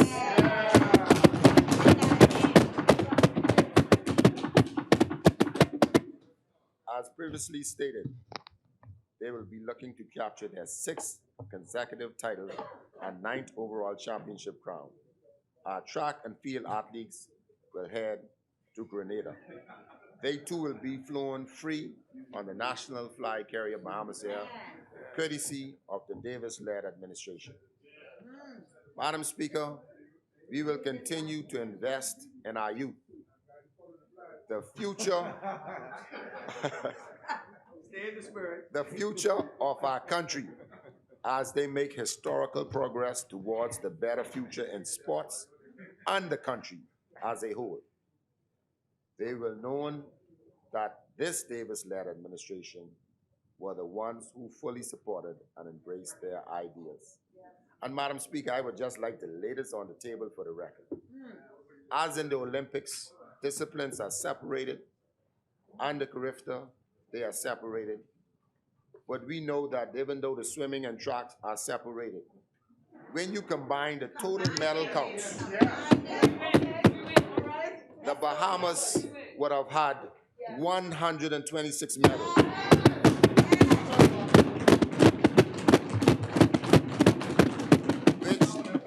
Which then would be followed by Ja of 101 medals. You know Ja.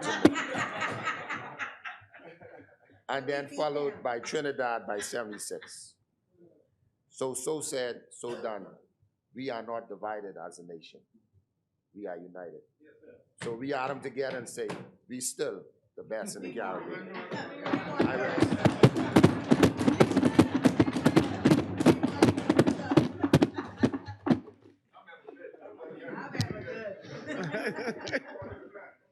Thank you, Honorable Member. We do swimming, eh? We do swimming? Swimming? Order that the document be brought up?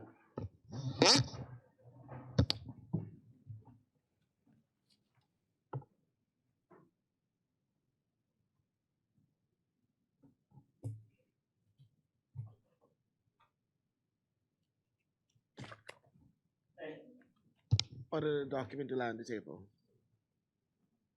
For the communications, Chair recognizes the Honorable Member for Marco City.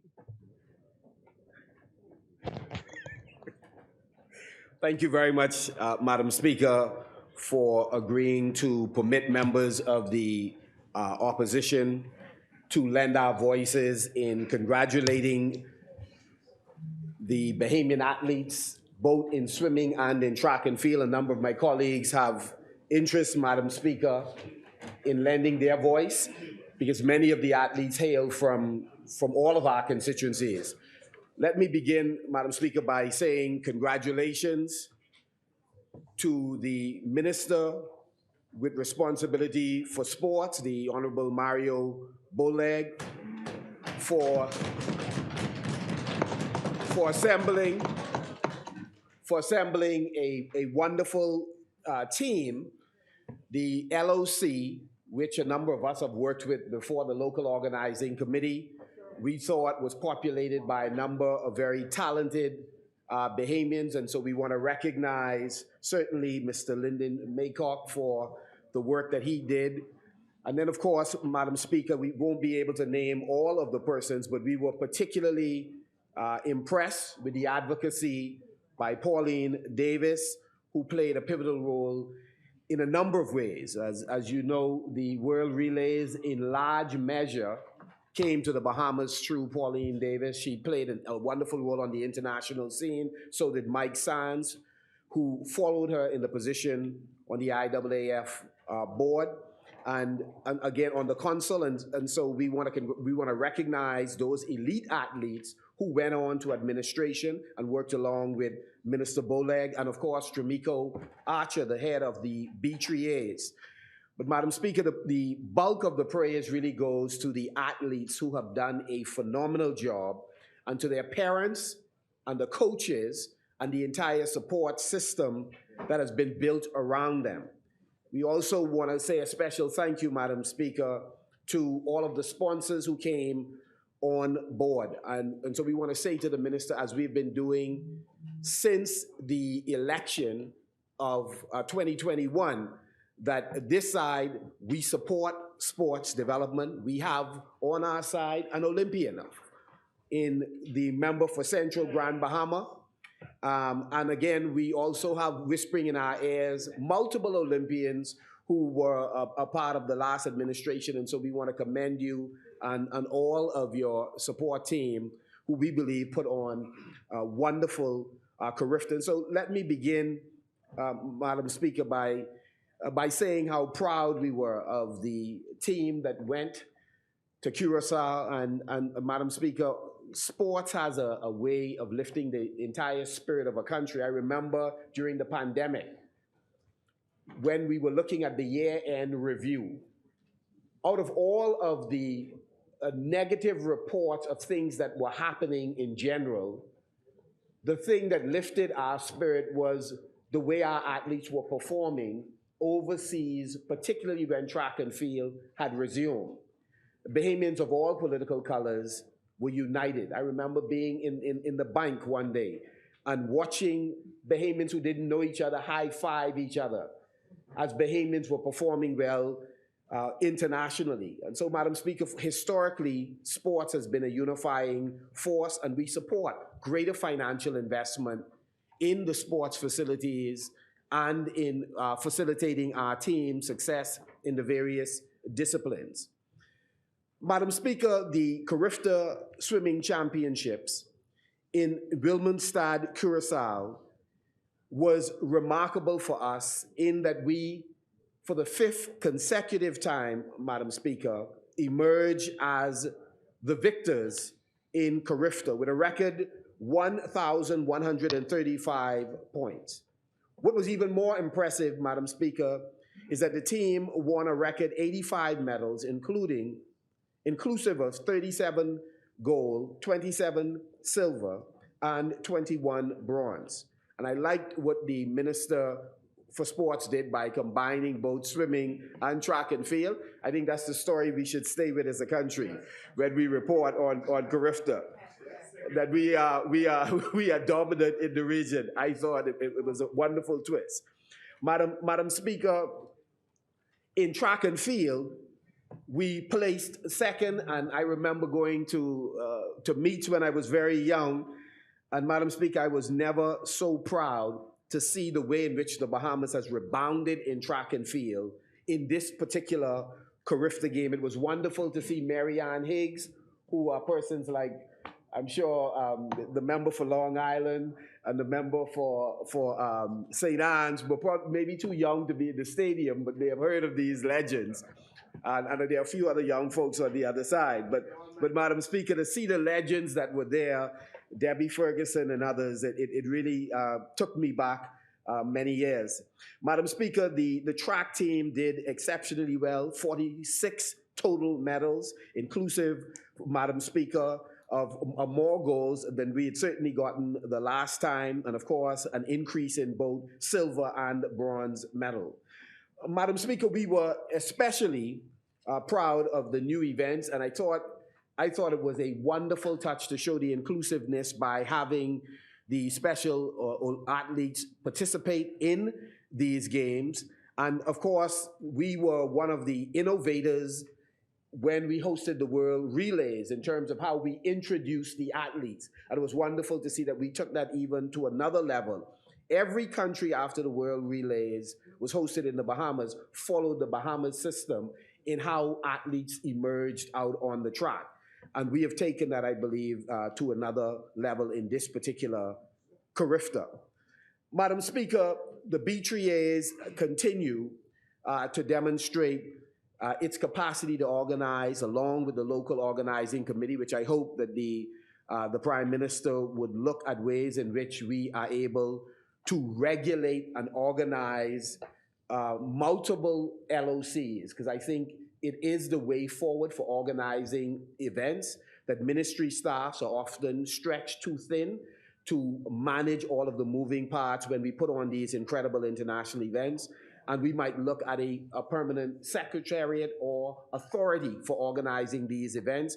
We'll be able to work out some of the kinks that may have emerged, but the kinks that emerged did not overshadow the brilliance of our athletic performances over this past weekend. We had a chance, persons who ordinarily wear red and who wear yellow had a chance to celebrate the country together in the stadium and to watch Bahamians of all political stripes, and some with none at all, who were celebrating together. It was a wonderful spirit in the stadium.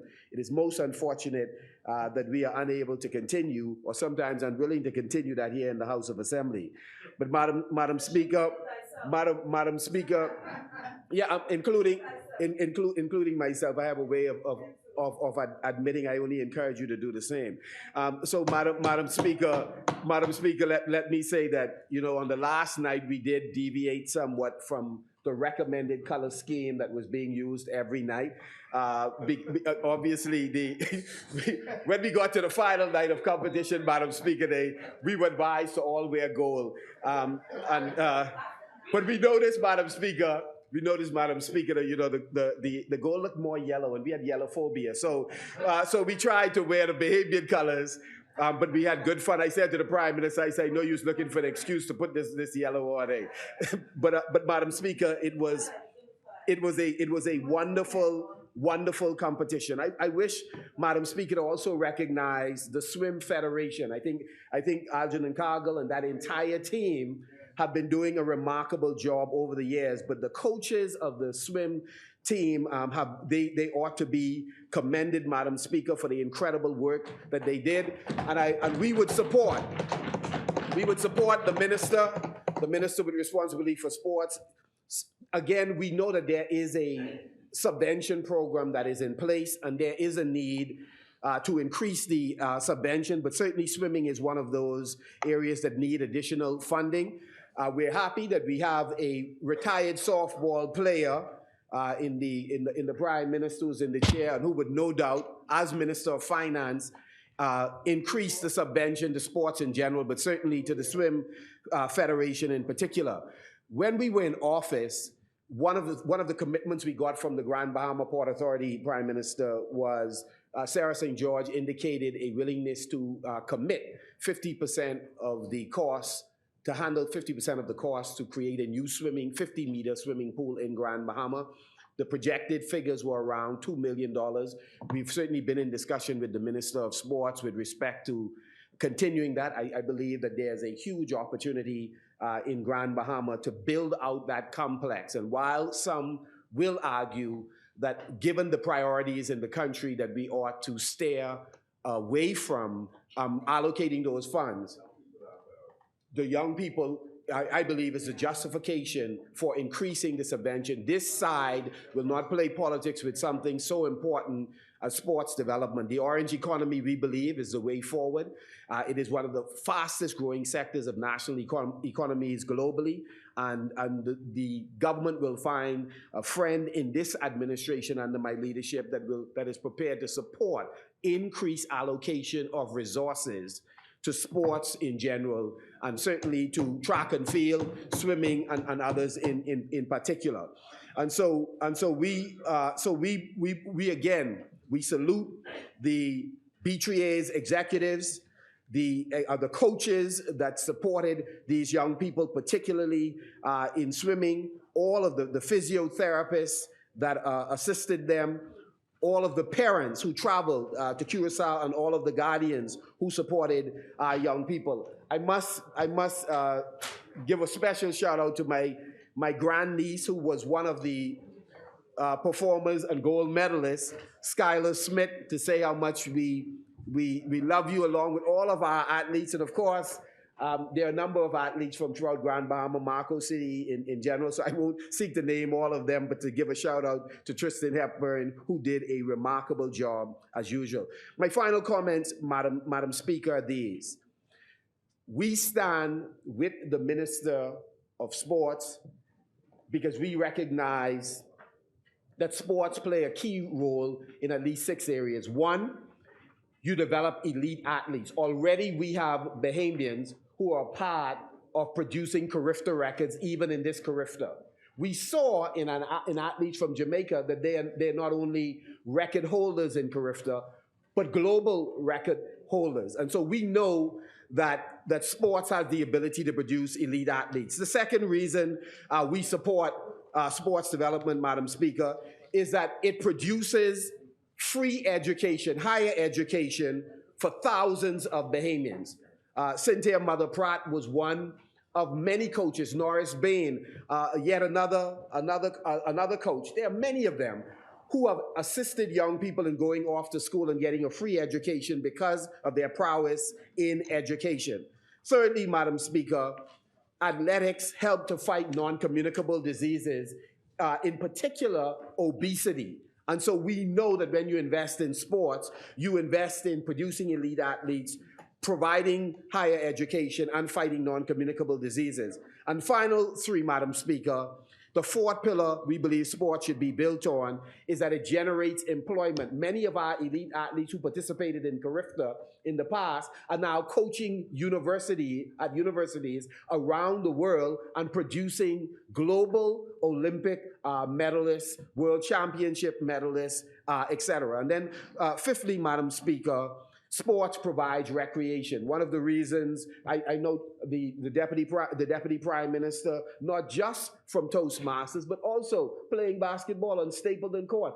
Recreation has a way of creating camaraderie. And so the reality is, the reason we work with Nabi is Nabi used to be able to play, Madam Speaker, when he was much younger as a basketball player.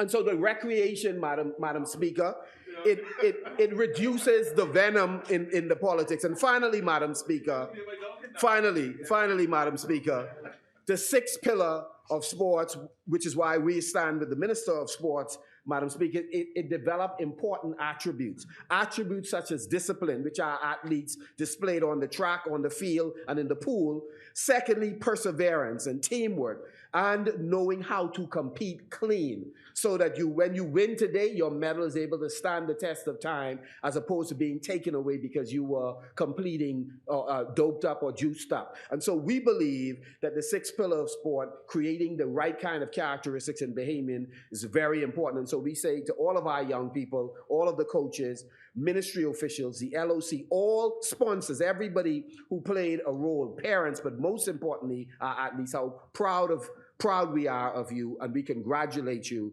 on an incredible Carifta. God bless you. Thank you.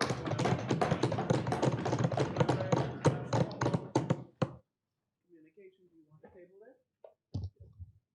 Thank you, Honorable Member. Order the document be brought up.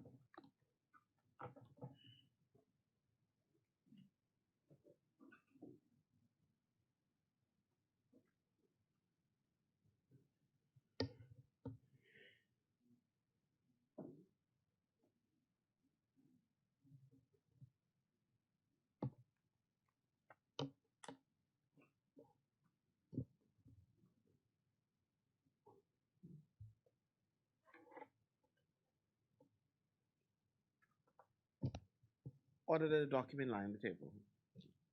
The chair recognizes the honorable member for West Grand Bahama and Bimini. Madam Speaker, just before the first reading of bills, Madam Speaker, I've spoken with the opposition and received permission from the opposition to withdraw the central bank bill that was laid on the table of the House in February. Wish to withdraw that bill and replace it with a new bill. I explained to the side opposite that changes had to be made. They accepted, and so, Madam Speaker, with your concurrence, we wish to proceed. Thank you, honorable member. St. Hats? Madam Speaker, I confirm on behalf of the opposition that was agreed with the government side. Thank you, honorable member.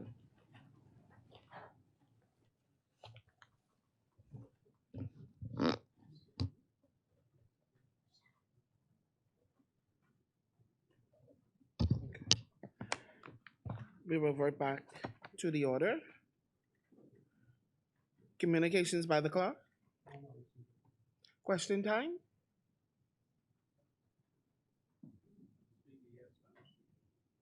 And we have agreed to these 30-minute question time period.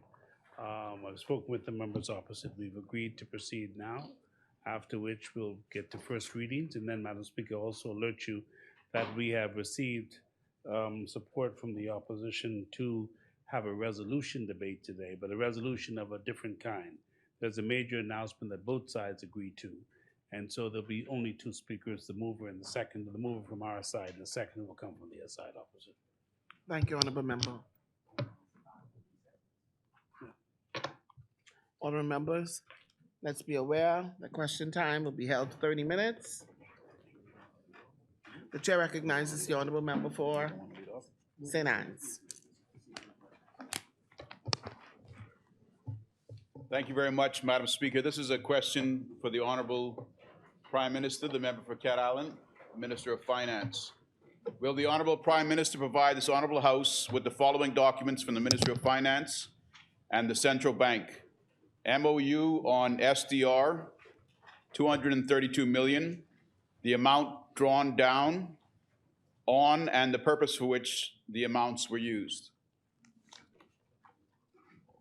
The chair recognizes the honorable member for Cat Island, Rum Kingston, Salvador. Thank you, Madam Speaker. The MOU asked for was previously provided to the clerk for transmission to the opposition. That was some time ago. You would recall. You haven't gotten it? No, that's it. You haven't gotten it. The speaker has it, so the speaker. Sorry, the clerk was sent to him several weeks ago. It should have been passed on to you. That's a memorandum of understanding between the Ministry of Finance and the Central Bank. So that should have been passed on to you, and you will get it. Insofar as the purpose, the amount drawn, the full amount was drawn. Yeah, sorry. Again, Madam Speaker, we have not received it. We have gotten an indication that the clerk will undertake to check for it, but to date we have not seen it.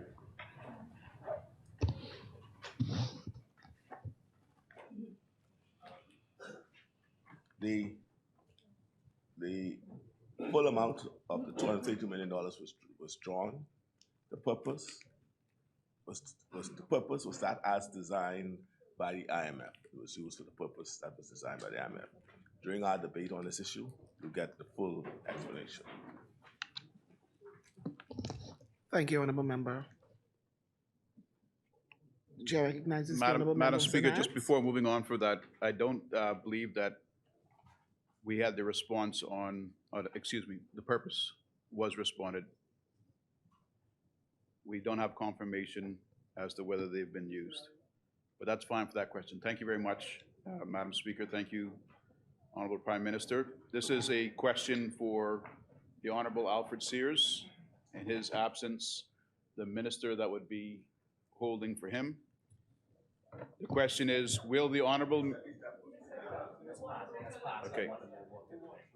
We'll come back to that, Madam Speaker. This is a question for the Honorable Jo Beth Colby Davis. Will the Honorable Minister provide this Honorable House with the record of the bidding process to select the driving certification company with the Ministry of Transport and secure the contract and/or MOU?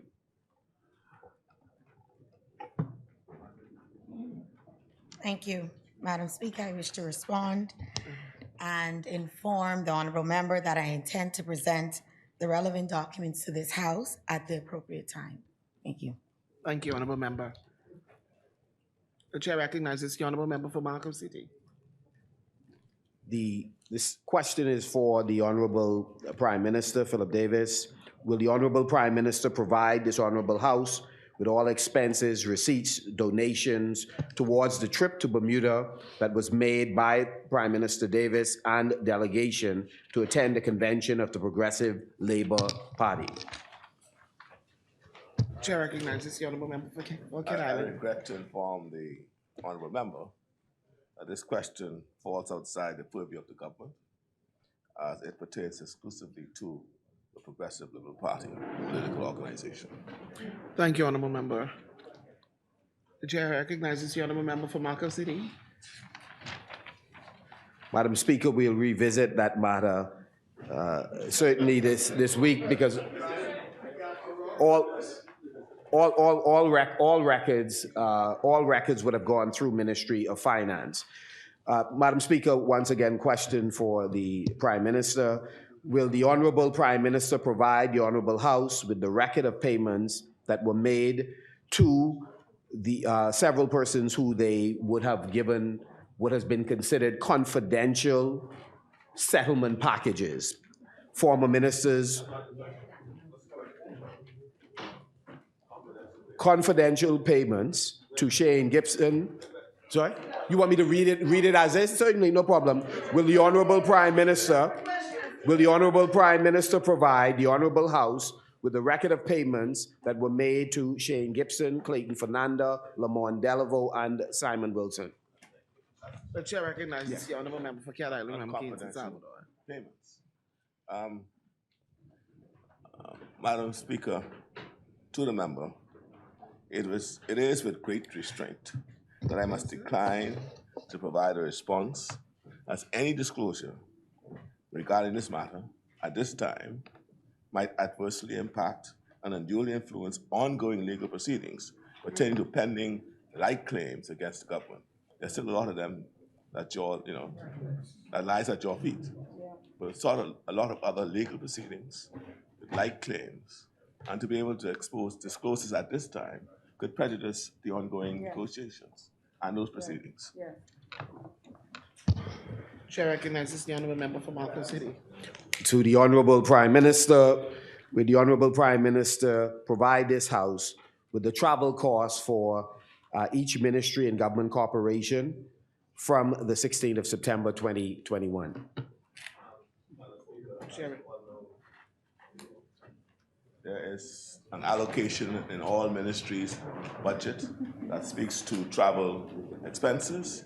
So I kindly direct the honourable member to review the relevant expenditure allocation in the recently published mid-year budget and the annual budget that was voted on by all present. Thank you, honourable member.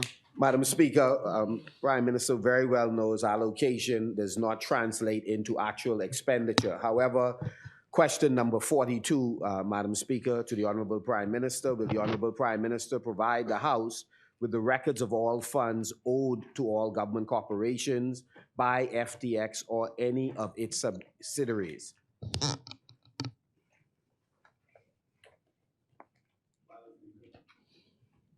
I must respectfully decline to discuss this matter, as the current status of FTX is sub judice before the courts, not at this time. Thank you, Madam Speaker. This is a question for the Honorable JoBeth Colby Davis. Will the Honorable Minister provide this Honorable House with the records of all loan arrangements in which the Ministry of Housing or the Mortgage Corporation are involved? Thank you, Madam Speaker. Madam Speaker, I wish to answer.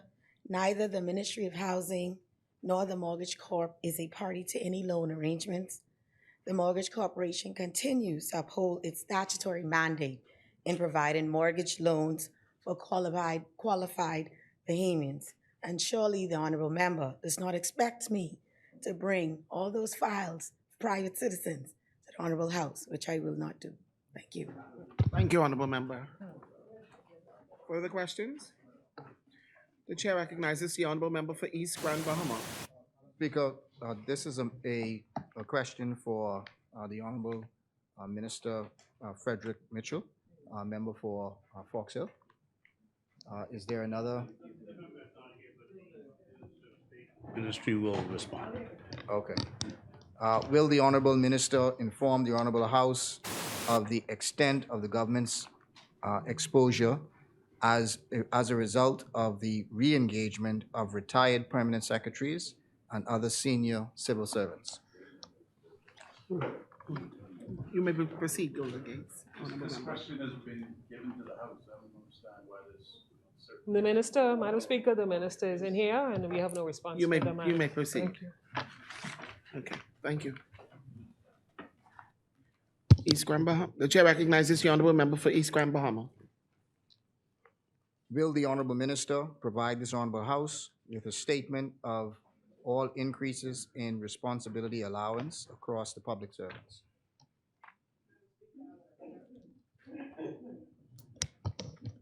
On November 25th, 2022, via circular number 23 of 2022, the Ministry of Public Service provided a full listing of all amended responsibility allowances as approved at the 47th meeting of Cabinet on Tuesday, the 22nd of November, 2022.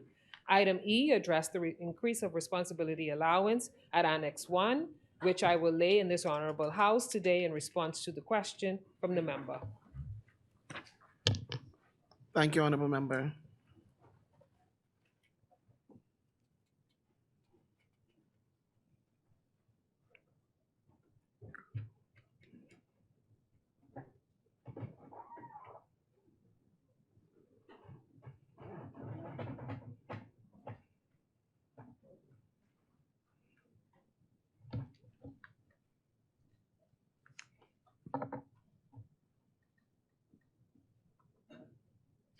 Order the document lie on the table.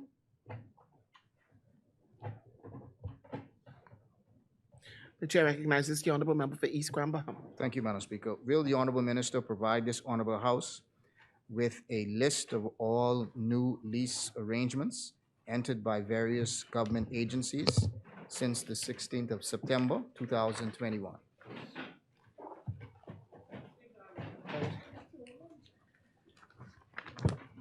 A number of factors lend to the engagement of new leases by our administration in an effort to improve the working environments of government employees and in compliance with the ILO Decent Work Program signed by our Prime Minister in October of 2021, as well as where required to provide additional space to growing ministries. 16 new leases were engaged by the Ministry of Public Service from September 2021 to date. Further, as a result of buildings or rental spaces not meeting the standards of the Ministry of Public Services mandate, or ministries requiring additional or improved space, to date, 14 leases have been terminated. The Ministry of Public Service, through the implementation of an inspectorate within our accommodations unit, continues in our ongoing efforts to terminate leases not meeting the standards and conditions suitable for government employees, while also providing a safe and clean working environment. We anticipate a number of additional terminations to be forthcoming. A list can be compiled and provided. Thank you, Madam Speaker. Thank you, honorable member. The chair recognizes the honorable member for East Grand Bahama. Thank you very much, Madam Speaker. Will the honorable minister advise this honorable House on the number of retired public officers who return to work? And two, are these public officers receiving full pension and pay? Madam Speaker, the Minister has not provided a response. Thank you, honorable member. Chair recognizes the honorable member for East Grand Bahama.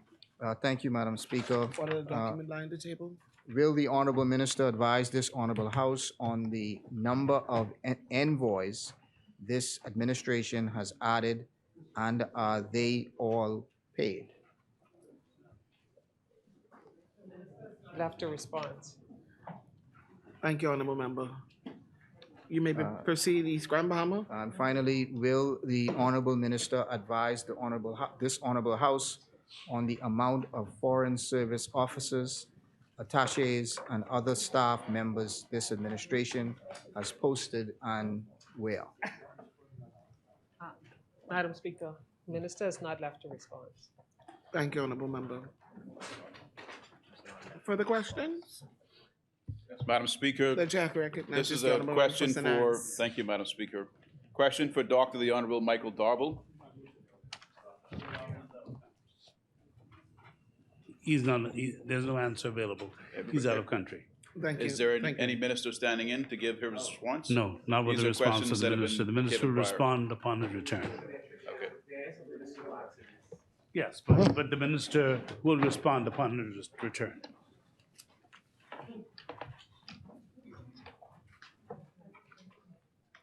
The chair recognizes the honorable member for Markham City. Thank you, Madam Speaker. Will the Honorable Prime Minister advise this House of the terms of engagement for the consulting firm McKinsey & Company? Secondly, what procurement process was used to engage this company? Thirdly, how many bids were received? And finally, what is the value of the contract and how much has been spent to date? I do not have that information today, Madam Speaker, but wish to inform the honorable member that I've asked, there's a dedicated team at the ministry who's diligently working to procure the information as requested. As it stands, as I said, I've not yet received that information. And the other following three questions, I just put as noted. And as soon as we have it, we'll supply it. Thank you, honorable member. Chair recognizes the honorable member for Sanaz. Thank you very much, Madam Speaker. This question. My answers, because I think they're all the questions that are asked of me. And I Thank wish you, to honorable lay member. my answers on the table.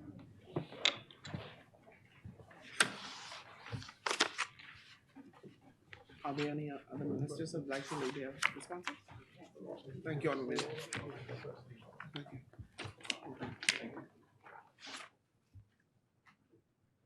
Thank you, Honorable Member. Documents do lie on the table. Sir Nancy, you may proceed. Thank you, Madam Speaker. This is a question for the Honorable Alfred Sears. Will the Honorable Minister provide this Honorable House with the breakdown of BPL's $150 million in arrears? Chair recognizes the Honorable Member for Port Charlotte. The member, I think, is referring to the 150 million in arrears that are directly related to the legacy fuel arrears from Shell. A breakdown is unavailable at this time as the debt relates to supply of fuel over an extended period of time. And as the breakdown is made available, I undertake to supply it.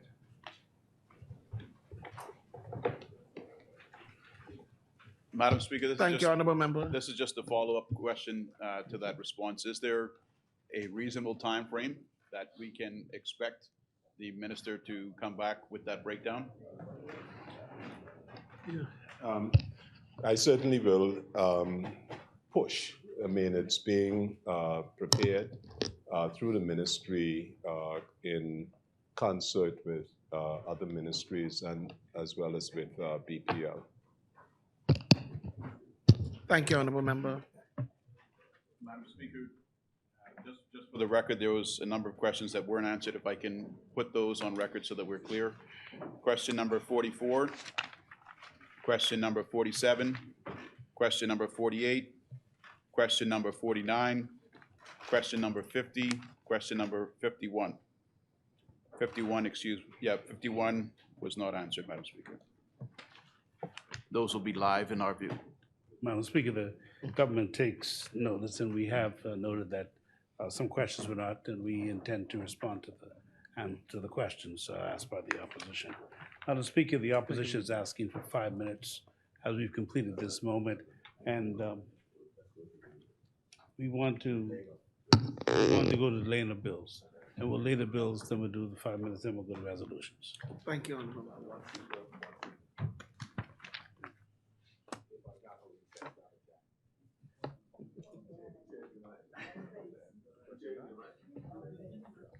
Okay.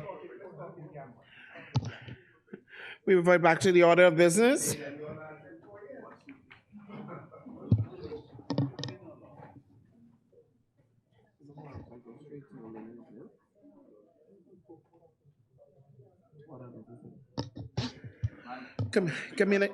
would like to just thank you for overseeing that manner in which question time was carried out today. Very Thank happy. you, Honorable Member. Thank you. Messages from the Governor General. Messages from the Senate. Motions for leave of absence, leave to resign seat and new writs. Presentations of petitions. Presentations of reports of committees. Adoption of reports of committees. First reading of bills. The chair recognizes the Honorable Member for Cat Island, Rumpkin, San Salvador.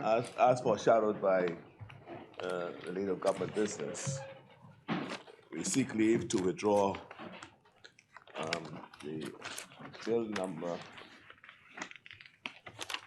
65 on the agenda, which is the bill for an act to amend the Central Bank of the Bahamas Act, which I gather has already been acceded to by the other side, and for that we replaced it with a new bill, a Central Bank of Bahamas, Central Bank of Bahamas Amendment Bill 2023. It's just that we're coming with two separate amendments, and we just thought to collapse them. We want to do with the SDRs, that's when we'll talk about what it really means, and I trust that the members opposite will have a change of heart as to what they've been saying about that when they see the full picture and understand the mandate from the IMF. And then there's another arrangement relating to government borrowings from central bank and the ratio that the central bank is seeking to have that adjusted, which we will debate at the appropriate time. Thank you. Thank you, Honorable Member. Order the document be brought up.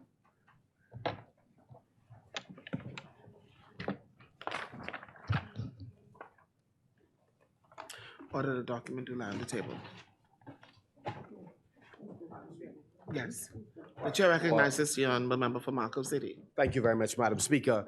I'm wondering whether or not the Prime Minister or the Leader of Government Business can say when the date of that particular debate is going to occur. To the member for Marco City, Madam Speaker, we intend to debate next week, Wednesday. We have two important bills we wish to deal with, the law revision bill and also the central bank bill. Both are to be debated next week. Separately? Yes, second. Thank you, honorable member. For the first readings? No further first readings, Madam Speaker. Thank you. Second reading, committee of bills? Madam Speaker, the member has asked for 5 minutes to have a quick but a very brief conversation. We don't intend to spend more than that time, 5 minutes, so we return to continue our move to the resolution, Madam Speaker. Thank you, honorable member.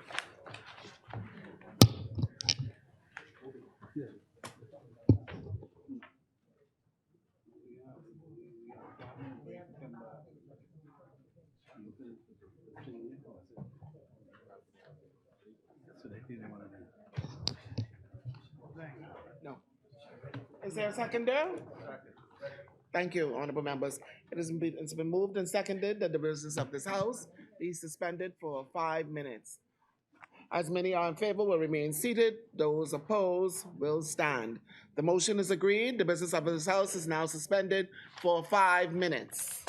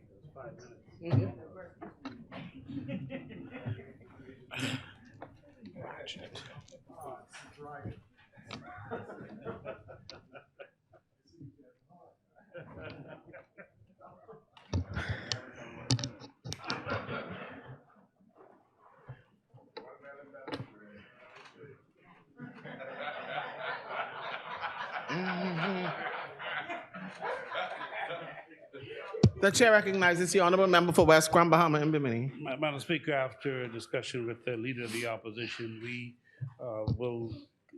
now move to resolutions, and there will be two speakers. One will be the mover, which will be the Honorable Minister, and the Leader of the Opposition will second, Madam Speaker. Thank you, honorable member.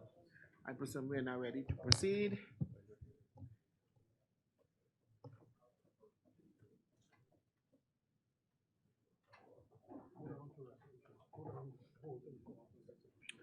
Order of business, committee of the whole House, third reading and passing of bills, consideration of Senate's amendments, resolutions. The chair recognizes the honorable member for Central and South Eleuthera. Thank you, Madam Speaker. I beg leave to give notice of the following resolution. Resolution approving sailing as a national sport of the Bahamas. Whereas the people of the Commonwealth of the Bahamas are known for their unique wooden vessels, built of horse flesh and hard pine, known as sloops, which have been used for decades throughout the islands of the Bahamas in cultural and sporting events known as regattas. And whereas the participation of the Bahamas in the sport of sailing was recognized by the achievement of bronze and gold medals in the Olympic competitions in 1956 and 1964 respectively, and whereas sloop sailing, yacht sailing, and other forms of sailing, whether for recreational purposes or otherwise, have become a hobby or activity in which many Bahamians are engaged in and have contributed to the economy of local communities through the many cultural and sporting events. And whereas over the years, the sport of sailing has proven to provide greater entertainment and prominence than the current recognized national sport of the Bahamas. And whereas the government of the said Commonwealth of the Bahamas having A, acknowledged the greater prominence of sailing generally as a sport in the Bahamas, and B, received the support of the majority of the registered sporting federations, has determined to recognize the sport as the national sport of the Bahamas. Now therefore be it resolved that this House approves sailing as the national sport of the Bahamas.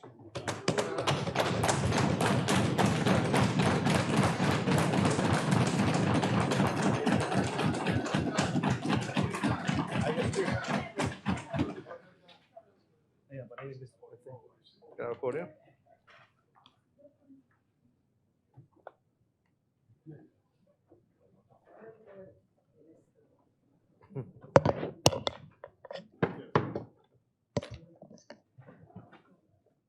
Madam Speaker, I am so happy to be here to support this historic resolution to name sailing the national sport of the Commonwealth of the Bahamas. This has been a long-awaited announcement by Bahamians far and wide, as sailing has been and will always be a part of who we are as Bahamians. For centuries, Bahamians have been known as masters of the sea, from the Lucayans and Arawaks, swashbuckling pirates, quaint workboats to meticulously crafted sloop race boats. Bahamians have evolved the sport of sailing as it plays an integral part of our culture. Historians tell us that the first regatta was held in Roeville, Exuma in 1943. However, in the late 1950s, regattas became more organized, comprehensive, and technical. The first regatta, held in the Elizabeth Harbor, Georgetown, Exuma, was recorded on March 26 to the 28th, 1954, and was considered a main event as more than 70 vessels from throughout the Bahamas competed. Madam Speaker, over the next several decades, the sport grew in strength and is now a formidable economic driver for the Family Islands. Sailing is so unique to each island that participates in holding regattas. The international community noticed this early on. There was a period of time when the international yachting community formed an organization called the Out Island Squadron to fund Bahamian regattas. In 1959, the late Duke of Edinburgh, Prince Philip, was both a patron and a participant of the regatta in Georgetown, Exuma, signaling to the world the importance of this national treasure. Another pivotal milestone in Bahamian history was cemented by the late Sir Durward Knowles and Cecil Cook, who won the first ever Olympic gold medal for the Bahamas in sailing in 1964. Soon after, the government of the Bahamas began sponsoring regattas, a privilege that is now carried by my ministry. When the Bahamas became independent, a sailing regatta was held for the first time outside of Georgetown, Exuma, in New Providence. There are currently 18 senior regattas held throughout this country. There are also some 17 junior sailing events that take place annually. Races are held in the A, B, C, and E divisions as they differ in boat size, but not in the fierce nature of the overall competition. There is no doubt that regattas are essential to the social, economic, and cultural development of our country. Regattas are a natural draw for Bahamians throughout our islands and encourages sustainable domestic tourism. It also gives Bahamians of different talents the opportunity to showcase their crafts for all to enjoy. Each island where regattas are held benefit from a significant economic boost. Artisans, musicians, food vendors, and mailboat operators all benefit from the popularity of regattas. Madam Speaker, we cannot name sailing the national sport without recognizing the many champions who have built the sport to what it is today. Though it would be impossible to name everyone, legitimate sailing champions such as Raleigh Gray, Hasron Moxie, Edgar Moxie, Rupert Knowles, Vernon Lockhart, Livingston Miller, Brooks Miller, Alfred Bain, Fred Finley, Richard Hapburn, Samuel Stubbs, and Lauren Knowles must be given their just due. These athletes use their intelligence, their hearts, and their brawn to develop sloop sailing in our country. They have paved the way and inspired many Bahamians to continue to excel in sailing. Madam Speaker, sailing in the Bahamas is extraordinary and legendary. No other sport shares the amount of depth it has in our history. There is simply nothing like it. As a former fisherman, I've always been drawn to the water, and with sailing, it is no different. I've sailed at every regatta I've attended, and a tradition I hope to keep in the future. Madam Speaker, the world continues to mark the manner of our bearing when it comes to sailing. We continue to march on to glory as we are seeing our youth take a keen interest in the sport. And this is from not just male, but female sailors as well. Young Craig Ferguson made waves last year when he won the overall title in the Silver Fleet at the 2022 Arcus Optimus World Championship in Bodrum, Turkey. Young sailors like Elianne Higgs, Joshua Higgins, Spencer Cartwright, Joshua Welch, Paul DeSouza, Finley McKinney Lambert, Zay Monroe, Joshua Weech, and others have represented the Bahamas internationally. Madam Speaker, Bahamians continue to make their mark globally in sports, but today also in sailing. We want to thank the various youth sailing clubs such as the Royal Nassau Sailing Club, the Bahamas National Sailing School, the Lyford Key Sailing School, the Axuma Sailing Club, Abaco Sailing Club, the Eleuthera Sailing Association, and the Bahamas Sailing Association, the governing body, for continuing our country's legacy in sailing. There is no doubt that the future is bright for sailing in the Bahamas. Madam Speaker, in January, under the patronage of my ministry, See How the Mainsail Sets debuted at Fusion Superplex, the 90-minute documentary, which is revealing and timely, as it is a masterpiece detailing the history of boat building and sloop sailing throughout the Bahamas.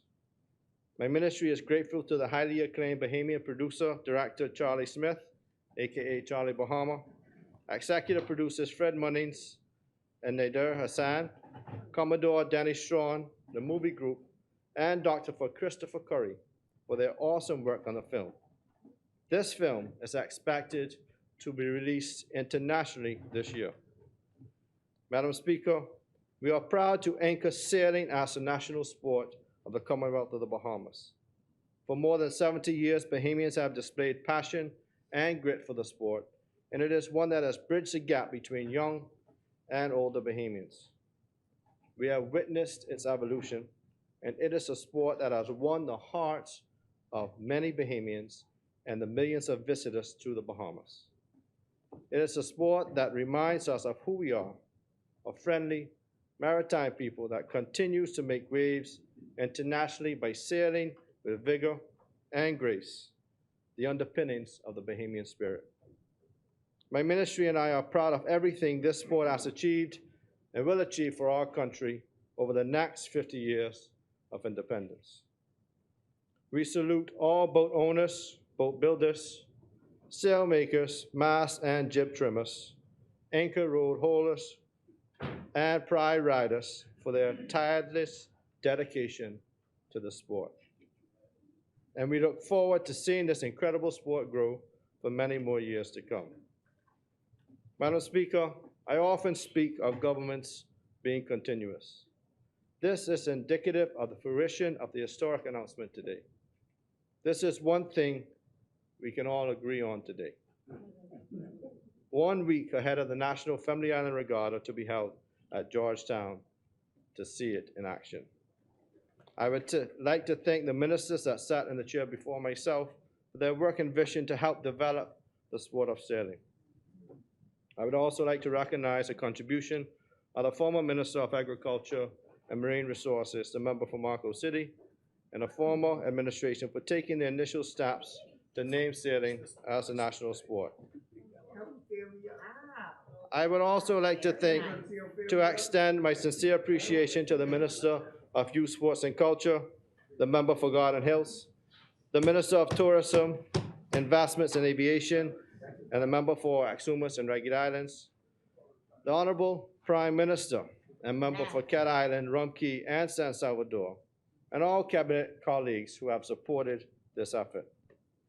In 2023, the year of our Golden Jubilee, I am privileged to stand here today to declare this resolution that we move to make sailing the national sport of the Commonwealth of the Bahamas.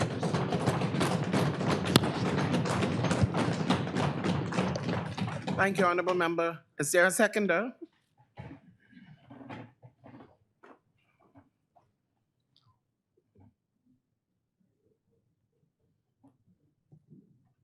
The chair recognizes the Honorable Member for Marco City.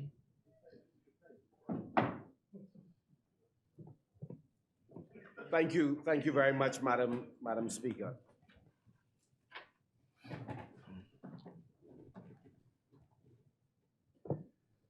Madam Speaker, one of the challenges the Bahamas has had in national governance is the frequent change of the configuration of different ministries. Each administration that comes in have its own notion about what departments ought to be placed where. And for the most part, over the entire 50 years of our collective administrations, I believe that leaders in the Commonwealth of the Bahamas have gotten it, for the most part, correctly. However, Madam Speaker, there are times when there is a disconnect by members of the public when they look at where certain departments are placed. And so we still have some work to do in order to harmonize, Madam Speaker, the structure of our ministries, which in turn lead to the appropriate functioning of our respective ministries. This resolution today, Madam Speaker, gives us yet another opportunity to continue to make sure that the appropriate departments fit within the context of the appropriate ministries. I say that, Madam Speaker, as a backdrop against which the opposition supports this resolution brought by the Minister with responsibility for Agriculture, Marine Resources, Cooperatives, and Local Government, the Honorable Clay Sweeting. Madam Speaker, it was important while we were in the chair to advance a discussion, Madam Speaker, that had been carried out by successive ministries. It has been a long aspiration of both the Progressive Liberal Party as well as the Free National Movement to have sailing. First it began, Madam Speaker, as sloop sailing, designated as the national sport. The discussion evolved over time to a broader discussion about having sailing in general.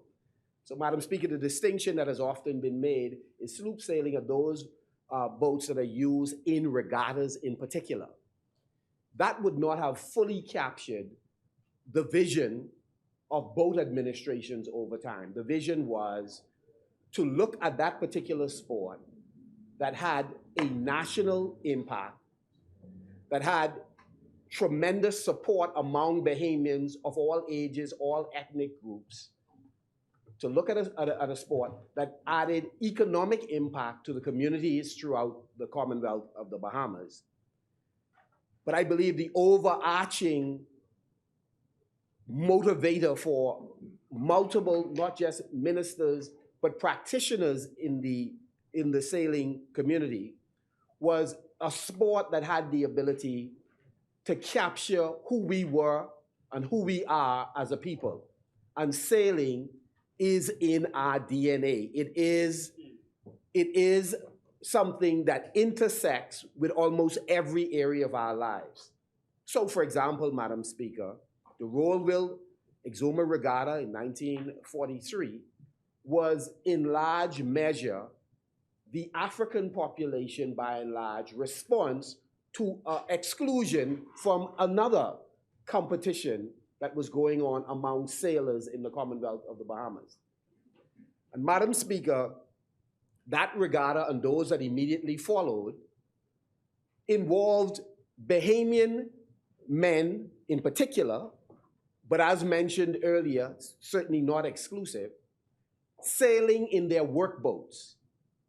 So when we talk about the value of sailing to our national identity, the very boats that Bahamians use for one, transportation, two, for work, became the very thing that they played in. So our vessels, our boats served multiple purposes over time. So what was interesting when we were exploring during our leg of the race, because where we are today is in fact a relay race that multiple administrations, Madam Speaker, played a role in. And it was very important to the then Prime Minister, Minnis, that we advanced using this baton that was placed in our hand, as it is important to our present Prime Minister to go a step further. And so the matter was brought to Cabinet, and at that time, we made the collective decision that sailing ought to be the national sport of the Bahamas. What was required, and therefore a Cabinet conclusion to that effect, Madam Speaker, was presented. So, Madam Speaker, I'd like to read into the record a bit, Madam Speaker, of the consultation that went on that brought the baton handed over to the member for Agriculture, Marine Resources, and Local Government. Madam Speaker, one of the things that was required is that we got concurrence from all sides concerned.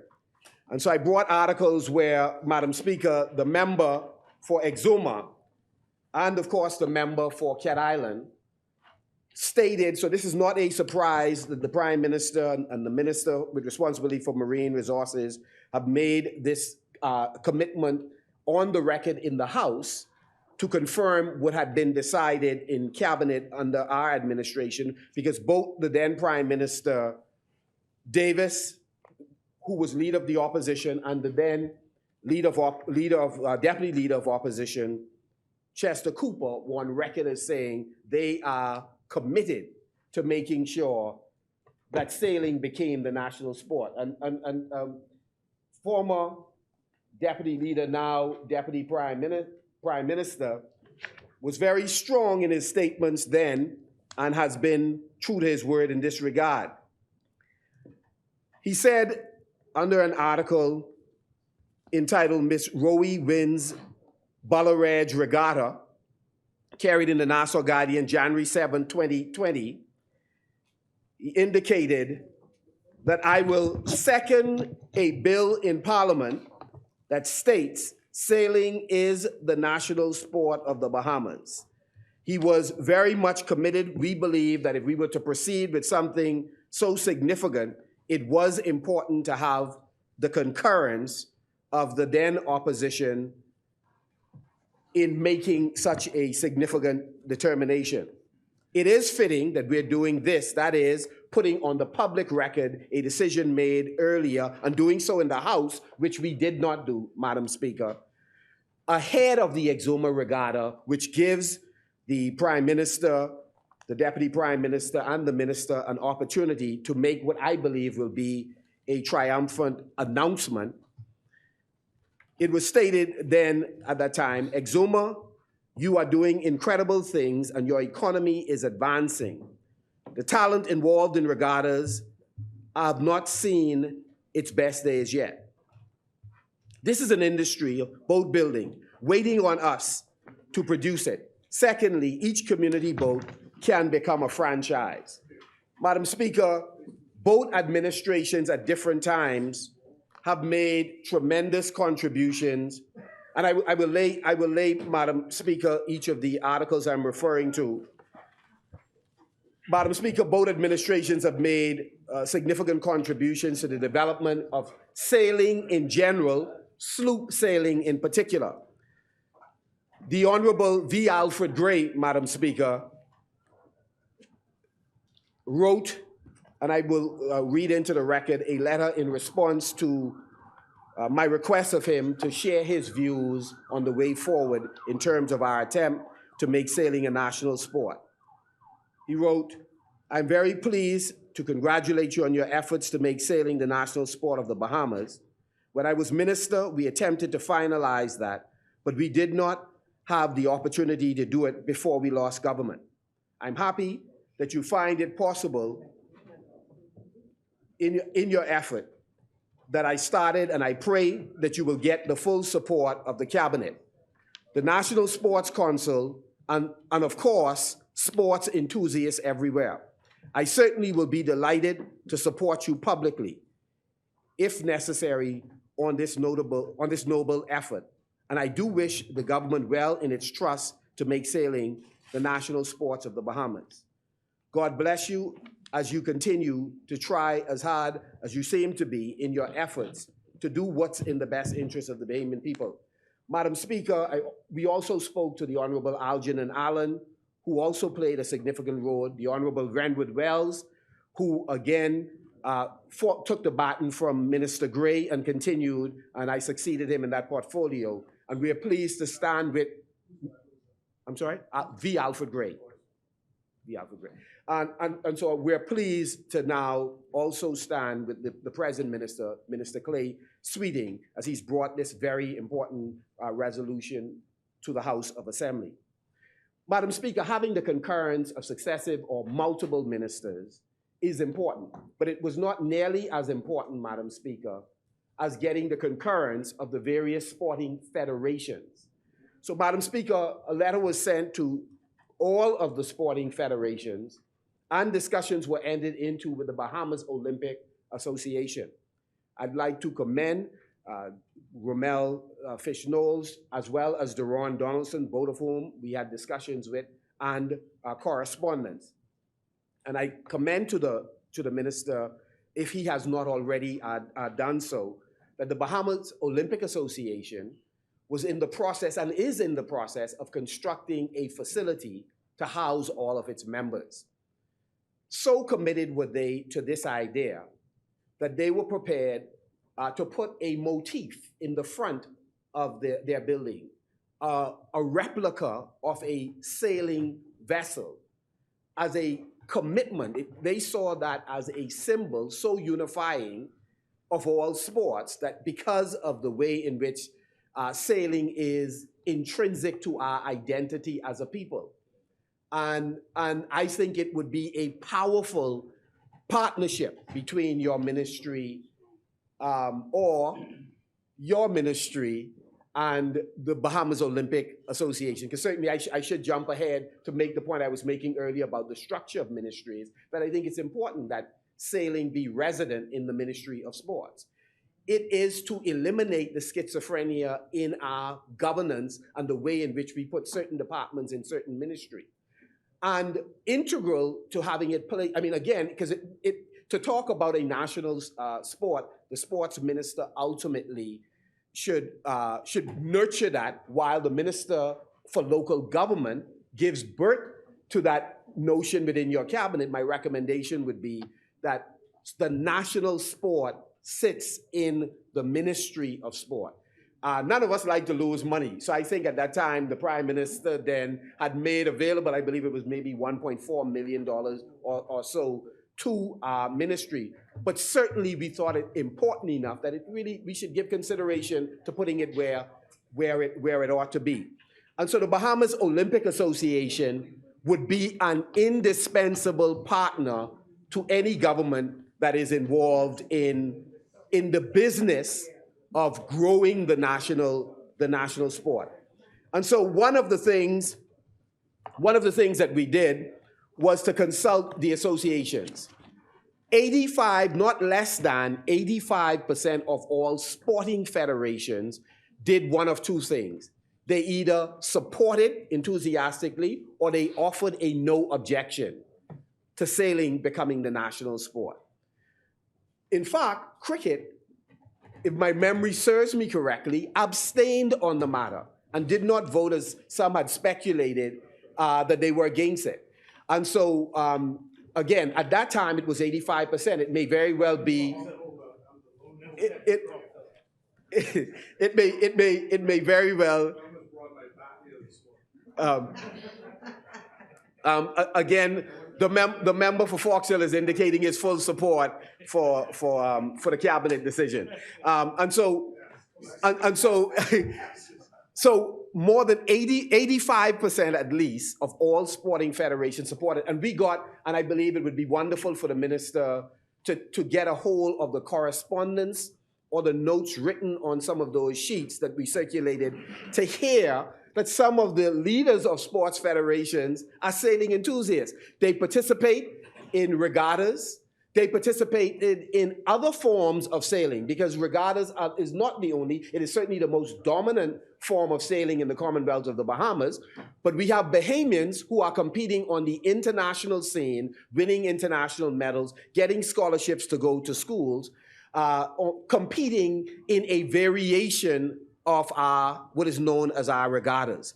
And so again, as we commend all of our former ministers, we ought to also commend former Prime Minister Minnis, who in his wisdom supported in cabinet, and all of us voted and supported sailing becoming the national sport. And we should commend our present Prime Minister, who brought a resolution to the House to put that also on the public record. Madam Speaker, my final comments in this regard as we support this resolution is to point to, Madam Speaker, some of the economic opportunities that exist that I'm hopeful that this administration would take advantage of. It is, many young Bahamians have an interest in sailing, and whenever workshops were held, many Bahamians participated. It is not an inexpensive venture. And so I believe that developing multiple sailing academies would be important. There's already an academy in Exuma. There is an academy right here at the Nassau Yacht Club.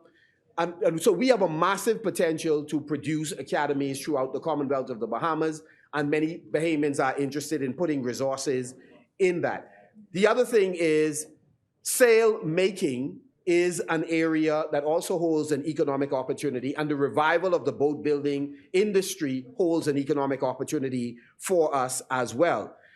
There's also huge economic opportunities in creating replicas of sailboats, which was a huge part of our income in the past that was sold to tourists, that we provide as gifts at various events. There is an opportunity to revive that as a benefit to our economy. But the single largest contribution of sailing is the onshore activities that are built around the entire sailing industry. Regatta has been the lifeline for many communities, much like fishing. So the member for Long Island was particularly interested in weighing in on this issue because of his and his island's commitment to fishing in general, sailing in particular, both for recreational as well as for work. And Long Island is one of those communities that have produced, I mean, the likes of Stefan, who works for all sides. So Stefan is a nationalist. And as you know, he dominates sailing. And Stefan, no, sorry, please stay focused. Stay focused in the name of Jesus. Stay focused. There's a sweet spirit in here today. Let's go with it. And so Stefan, for example, and some of the names called by Minister Sweeting, is an example of Bahamian excellence in sailing, and from a family of sailors. It's really one of the unique sports where you could have children and 70-year-olds competing at the same time. And to the minister's point, it also involves both male and female.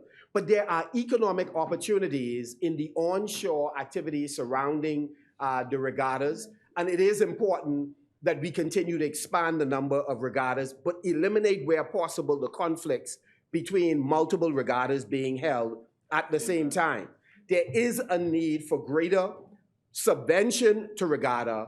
However, there is a need, and I appeal to the corporate community, for us to build franchises where the franchise can build such name brand recognition that the various donors or entrepreneurs are willing to have their names associated with this vessel. That's one of the reasons why we miss Brother Eliezer Johnson. He was the quintessential marketer of sloop sailing. He was able to bring sponsors into the industry. And so was Brother McPhee. It was always interesting, the brand chosen, but Brother McPhee was one of those persons who was so animated in his discussion of regatta in the Commonwealth of the Bahamas that he attracted an audience to regatta. And his father, he followed in his father's footstep. He followed in his father's footstep as one of the pioneers in sloop sailing in the Commonwealth of the Bahamas. So as we salute the Raleigh Grays and all of the luminaries, we certainly have to salute the McPhee family for the role 2 generations have played in regatta. And so again, we support the expansion of entrepreneurial activities that surround sailing in general, sloop sailing in particular in the Commonwealth of the Bahamas. And Madam Speaker, as I take my seat, let me say, Madam Speaker, this resolution gives the public an example that when we are minded to work together on things that are important to national development, we can. And I appeal to the governing side. Let us look for additional opportunities for us to engage each other in advance of coming in the House so that we are able to collaborate on things that can contribute to the national development of the Commonwealth of the Bahamas. Madam Speaker, I am proud to have been given the opportunity by Prime Minister then Minnis to serve in this capacity, to meet sailors from throughout the Commonwealth of the Bahamas, those in sloop sailing, those in all the variation of sailing throughout the Commonwealth of the Bahamas, and to experience the passion. Because, Madam Speaker, much like junkanooers, one of the things that's true about sailors, and I believe the minister as a former commercial fisherman can attest to that. Persons engage in this, even though the remuneration or the prizes we give are infinitely less than the investment that they put in. Sloop sailing and other forms of sailing, star sailors, those persons who are in that particular version of sailing, it's a very expensive proposition for some folks. But nevertheless, they enthusiastically, regatta after regatta, from A class to E class, you have persons who are making sacrifices to participate. And so, Madam Speaker, I believe that this is a good day for us to popularize the decision that has been made in terms of bringing this resolution to the House, confirming the conclusion that we had made while in administration, while in the chair, to have sailing in general as the national sport of the Commonwealth of the Bahamas. And I would not want to take my seat without commending Patricia Glinton Micolas and Nico Micolas, along with those persons already identified by the minister who played a role in creating the documentary. Patricia Micolas, we worked diligently with her in creating Masters of the Sea, which the minister shepherded the publication of. And she dedicated dedicated a tremendous amount of time and research, but could not do it without the input of all of the veteran sailors who gave input into the publication. So what we are seeing, while we talk about those that produce, those that edit, we have to talk about those people who had the reservoir of knowledge for decades, who deposited that to the producers and to the writers who did research, who talked with persons like the Reverend Markfield, who talked with Danny Strawn, who talked with Raleigh Gray descendants, those people who were influenced by him. So the research that was done by the producers of the documentary, by Guanima Press and those who published the publication recently released on sloop sailing, they ought to be commended. Our researchers have provided a body of information that can be used by universities now around the world to understand our history in sailing in general, sloop sailing in particular. For those that may be irritated by any aspect of whether or not their accomplishments have been properly documented, the truth is this is not an exhaustive work. The documentary is not exhaustive. The publication isn't, because I'd like to see a book that documents all of the victors, all of those who won first, second, third place, and so on, in all of the regattas. So you have a complete history. There are many dimensions of this not yet documented.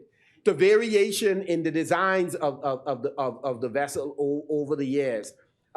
There's so much more work that could be done. And so I think, Minister Sweeting, you and your team have a wonderful opportunity as you listen to the practitioners in the field and those who, all of the sailors, the people who sponsor them. As you listen to them, they will tell many stories that you have an opportunity to produce many more books, many more publications, and whatever you don't get around to come 2026, we'll take care of it by making sure that we oversee it. And so with those few words, Madam Speaker, we support the resolution.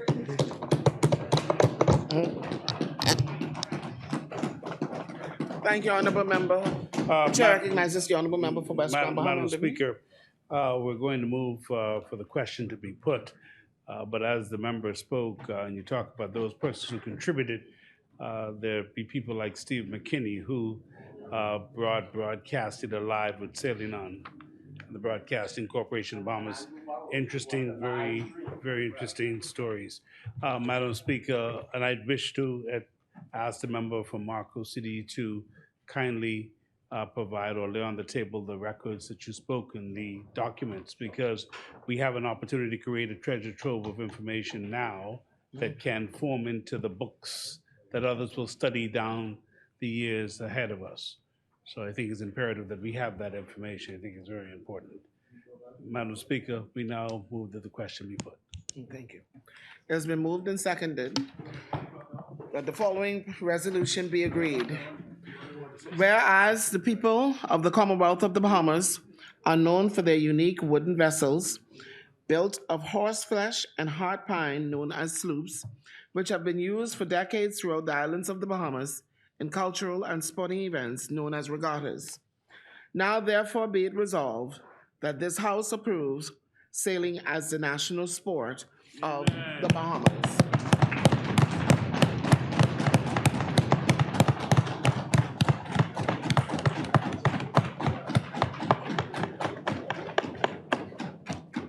As many are in favor will remain seated. Those opposed will stand. The resolution is agreed. Further resolutions? No further resolutions, Madam Speaker, but we have just a minute left on the agenda, and so we wish to ask for an extension beyond the 1 o'clock hour to complete the agenda. Is there a seconder? Thank you, honorable members. It has been moved and seconded that the business of this House proceed beyond the 1 p.m. hour. As many are in favor will remain seated. Those opposed will stand. The motion is agreed. The business of this House will now proceed beyond the 1 p.m. hour. We now revert back to the order of business. And as we move into member statements, honorable members, I would like to remind members in this honorable place to Those who have not as yet to please reach out to the Deputy Prime Minister who has lost his brother over, I think, a few days ago, and give him your kind condolences. Now we'll move into member statements. Member statement. Chair recognizes the Honorable Member for Kalani. Speaker, I want to be brief and quick because I have a 1 o'clock appointment I'm running late for. Madam Speaker, I just want to bring out two important issues that face our Kalani constituency. One, I would have mentioned to the minister, and he's aware of it, but it's essential that my constituency know that I brought their point forward. Madam Speaker, in the West Bay area, we have a lot of curves, and it's sometimes very dangerous to vehicular drivers and even motorbike drivers in the Western New Providence. One of the challenges a lot of our subdivisions face, they cannot see around the curves, and they must erect mirrors so that they can see cars from either end for their safety. And what we're proposing, we realize that it's a main thoroughfare and you cannot put speed bumps, etc. We accept that. But what we're proposing is there are devices that are utilized in Ministry of Works. I think they're called road flappers, the little yellow strips in the road. We're proposing whether the Ministry of Works would look at it to introduce these road flappers at the various subdivisions where these mirrors are located at both ends. That would help to slow down the vehicle and allow the residents time to get out of their driveway quite safely. And on the other matter, Madam Speaker, we would have sent a communication to the ministry some time ago with renaming the Tropical Garden Park, and we just want to follow up whether we can get some communication. We wanted to rename the park after a resident who was there from Tropical Garden was first developed. And it was a unanimous decision. All the residents had agreed on this particular individual, so we just want to follow up on that. Thank you very much, Madam Speaker. Thank you, Honorable Member. The Chair recognizes the Honorable Member for Central Grand Bahama. Thank you. So correct.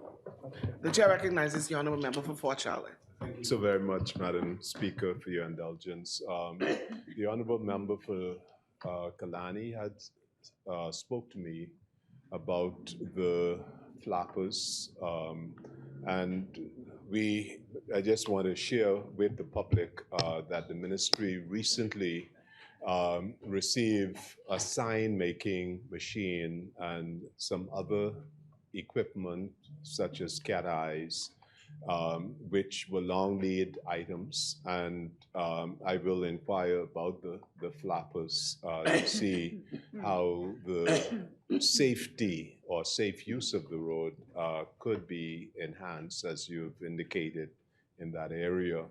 Also, the ministry will take under advisement, especially during this year, the 50th anniversary year of our Commonwealth, to name parks, roads, public buildings in honor of distinguished patriots who have contributed to the nation building and to the country. And certainly that will be taken into consideration, and the necessary notices will be posted. Thank you, Honorable Member. The Chair recognizes the Honorable Member for Central Grand Bahama. Thank you very much, Madam Speaker. I would also like to extend my congratulations to my successor, the good Minister of Youth, Sports and Culture, and Team Bahamas on a job well done over the weekend. Madam Speaker, I would also like to extend get well wishes to one of my close friend and supporter, Mr. Theo Farquharson, who is hospitalized and is in need of his blood at the PMH. And over the last few weeks, I've seen many calls from the blood bank. Persons asking to donate blood. So I'm urging all Bahamians, across the land and bread, those who are hearing my voice, to do their best by going to the blood bank and donating blood, the gift of life. It's a very I think a good gesture at this time to support that initiative. I also want to extend, and it was on my list, to extend condolences to the member for Exuma on the passing of his brother, who I assume was like a father to him, father figure. And so I want to say to him that I pray for God's peace and comfort to surround you and your family. I want to also congratulate the good member from Yamakraw, who I noticed had a farmer's market in recent time. You're following a good example. And I think a lot more of us need to carry those initiatives because it really empowers our constituents. And I would encourage more of us to follow suit. And I'm willing to help all those who want to take part. Pardon? And Senable also. So yes, let us continue to do those things that empowers our constituents. And in conclusion, I would like to now segue into announcing that on this Saturday again, between the hours of 9 and 3 o'clock, the Central Grand Bahama World Famous Farmers Market will again be held in Grand Bahama from 9 a.m. to 3 p.m. And from 1 to 3, we'll be having the Easter egg hunt and children's funding. So on this Saturday, we're combining the two events from 9 to 3, Farmers Market, and from 1 to 3, the Children's Family Fun Day and Easter egg hunt. We're going to have a big crowd out there. It's going to be a grand time. So once again, thank you very much, Madam Speaker. Thank you, Honourable Member. The Chair recognizes the Honourable Member for Angleton. Thank you, Madam Speaker. Sorry? Oh. let Marcos City know, man. Yes.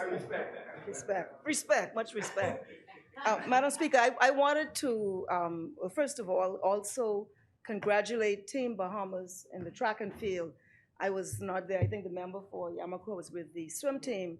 He led the delegation, but I had the privilege and supreme honor to attend every day at the stadium. And I can tell you, Madam Speaker,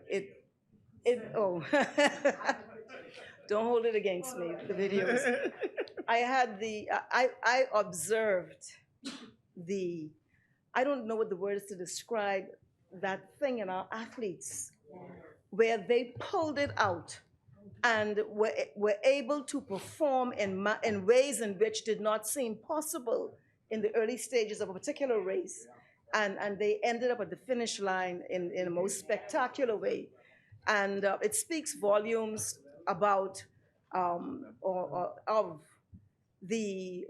this thing that makes us who we are. It's just an incredible, wealthy thing that I think we need to tap into more holistically in everything that we do. The Bahamian people are just an incredible people.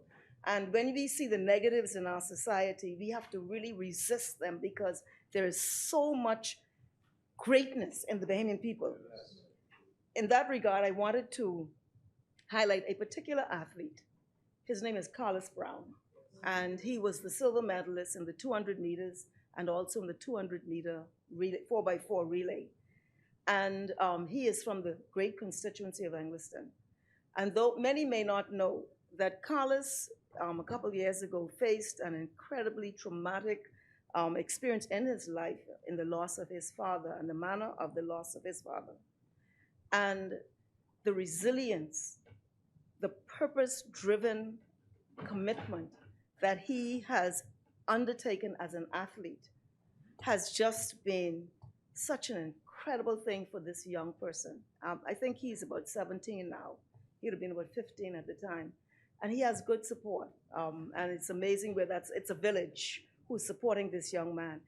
But we are proud of him in Angleton because he represents all that is how do you describe it? The overcomer in our people. And the innate talent and the understanding that you cannot take it for granted, that you have to harvest it. And he has done that. And I believe great things are in the works for Carlos. So I congratulate him on behalf of all the people of Angleton. We're so proud of him. And for the overall result, we talk about the medal increase, 29 or whatever it was. All I gotta say is to whoever sees themselves as our opponents. We come in.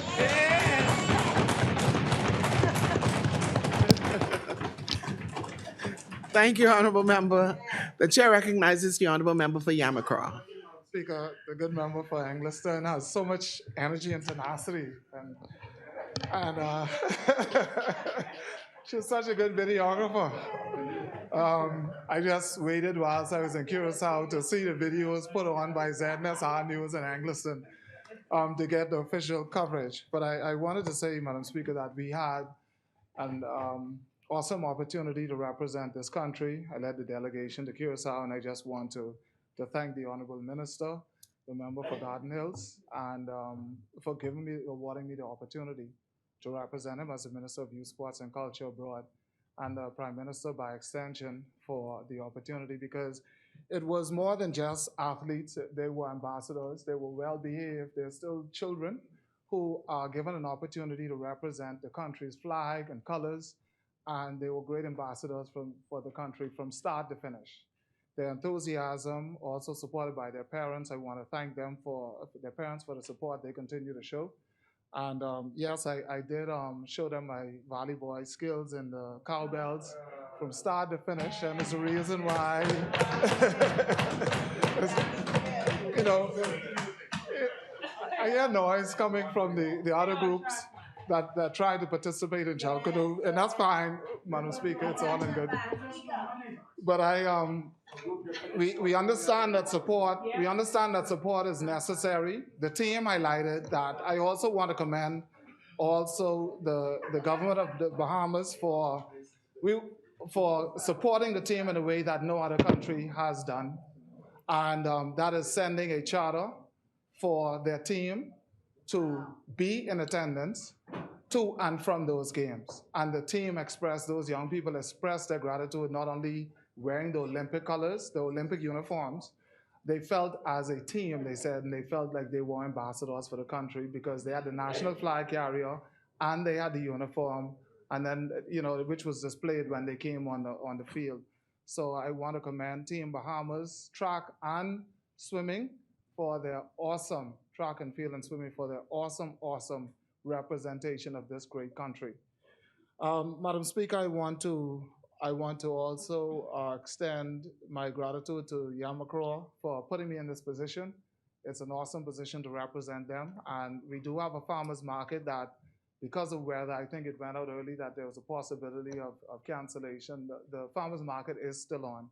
Every other Saturday, we are having that market until we move to every Saturday on the Nassau East Park. And I want to invite all of my colleagues in Parliament to please come and support our artisans, our producers of crops that they grow in their backyard in many cases, and also other food stuff that come from it and drinks, such as juices and honeys and peppers. And it's 3 schools that were able to attend and got stores. They had live animals, and they also used that opportunity to sell their produce and to raise funds for schools. So support your school by supporting the farmers market.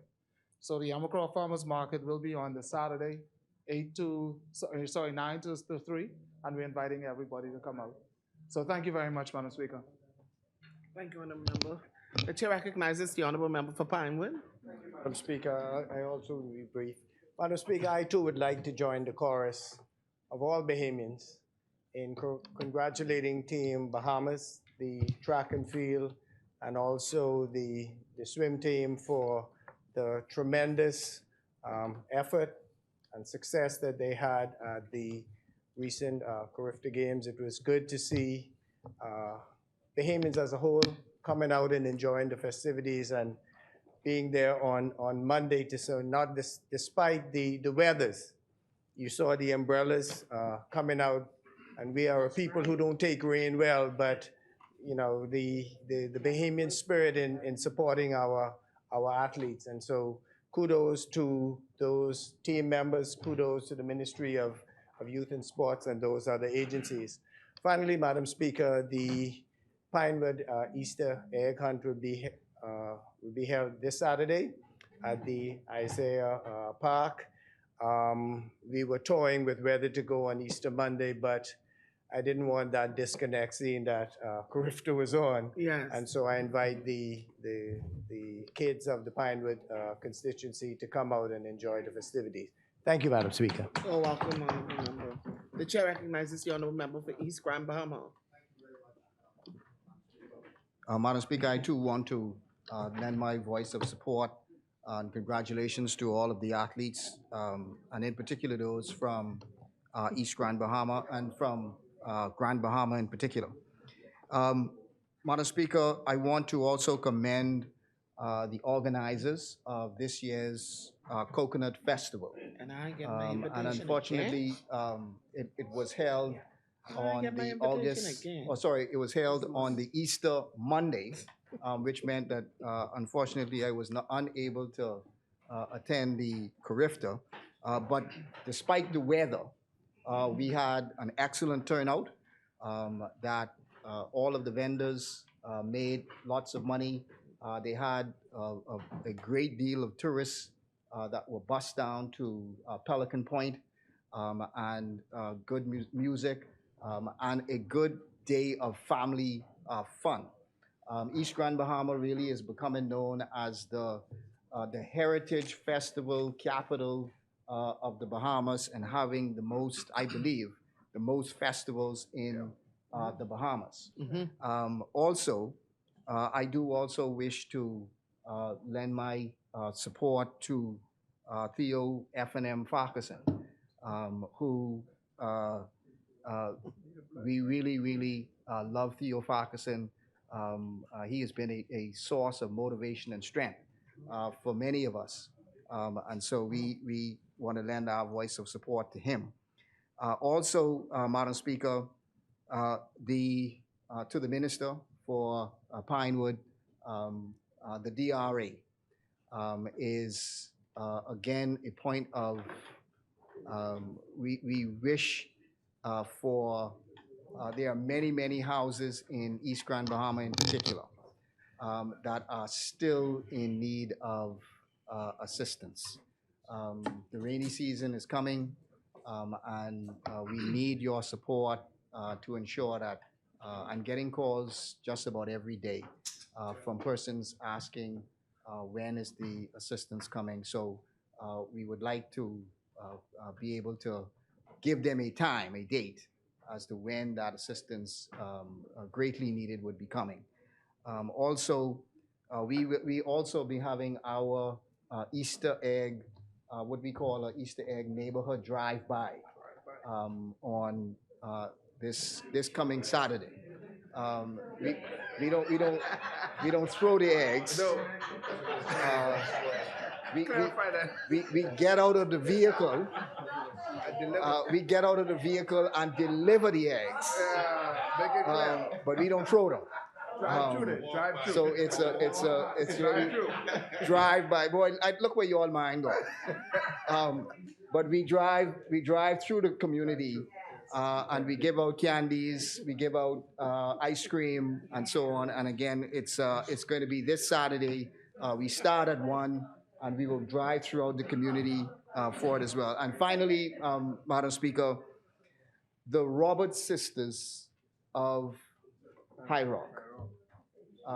They have been a source of ministry and source of strength for not just the High Rock community, not just the East Grand Bahama community, but they have been a source of strength for the entire Grand Bahama community.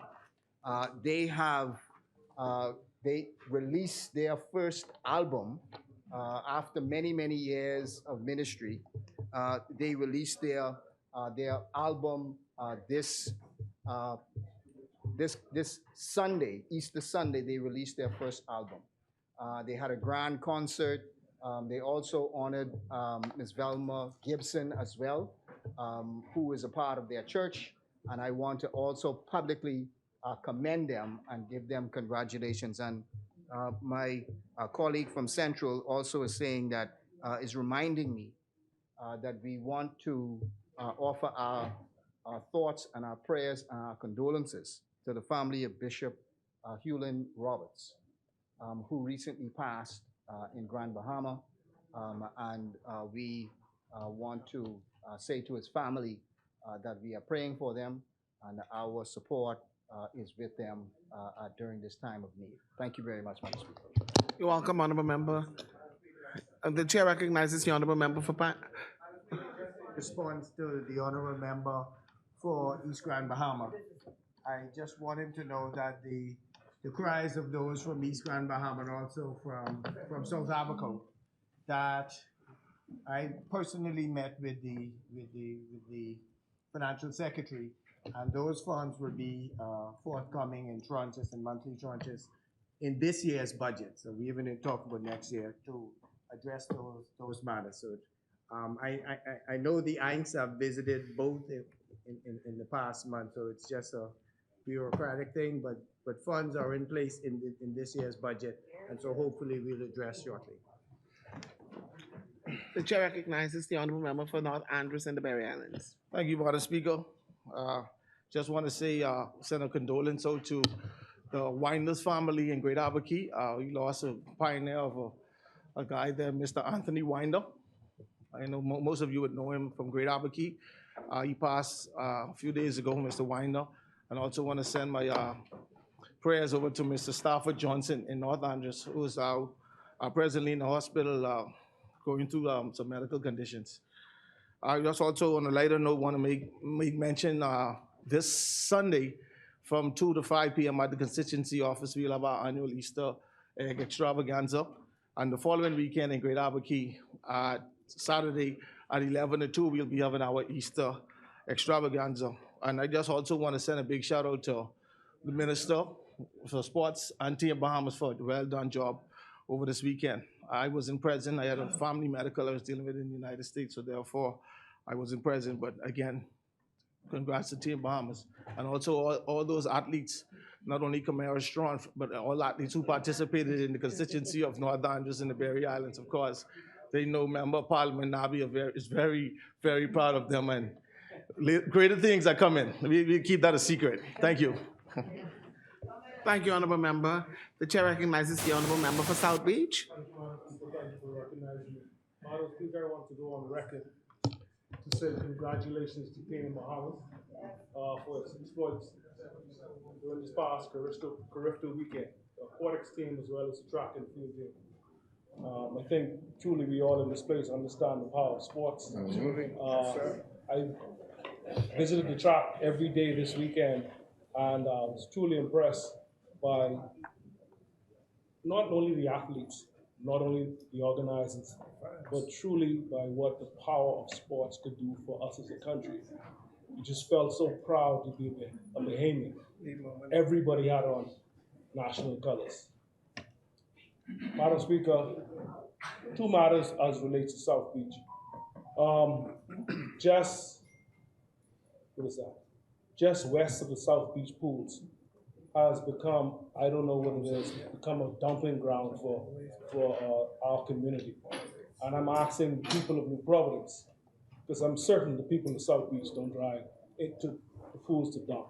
Yeah. But I'm saying the Ecology Park, Tony Darling's Highway, has free dumping. You can drive there every day, take your trash, dump it there. You don't need to drive all the way into South Beach by the pools and dump. We've just went through a massive cleaning exercise down there. It was very expensive. The constituency allowance don't allow me to do that every other month. That's right. And so I'm asking Bahamians of every walk of life here in New Providence to please refrain from dumping in the South Beach constituency.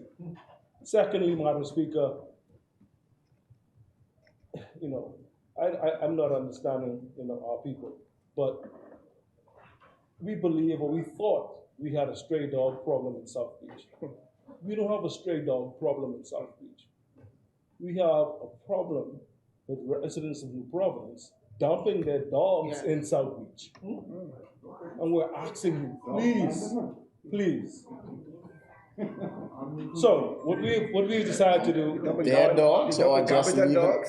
Just leave the dogs. Live dogs. Just leave the live dogs out there. And then they drive back to wherever they're from. So what we've decided to do, Madam Speaker, is we've decided that we will install CCTV cameras out there so that we can capture license plates and report them to the authorities. Thank you, Madam Speaker. Yes. Thank you, Honorable Member.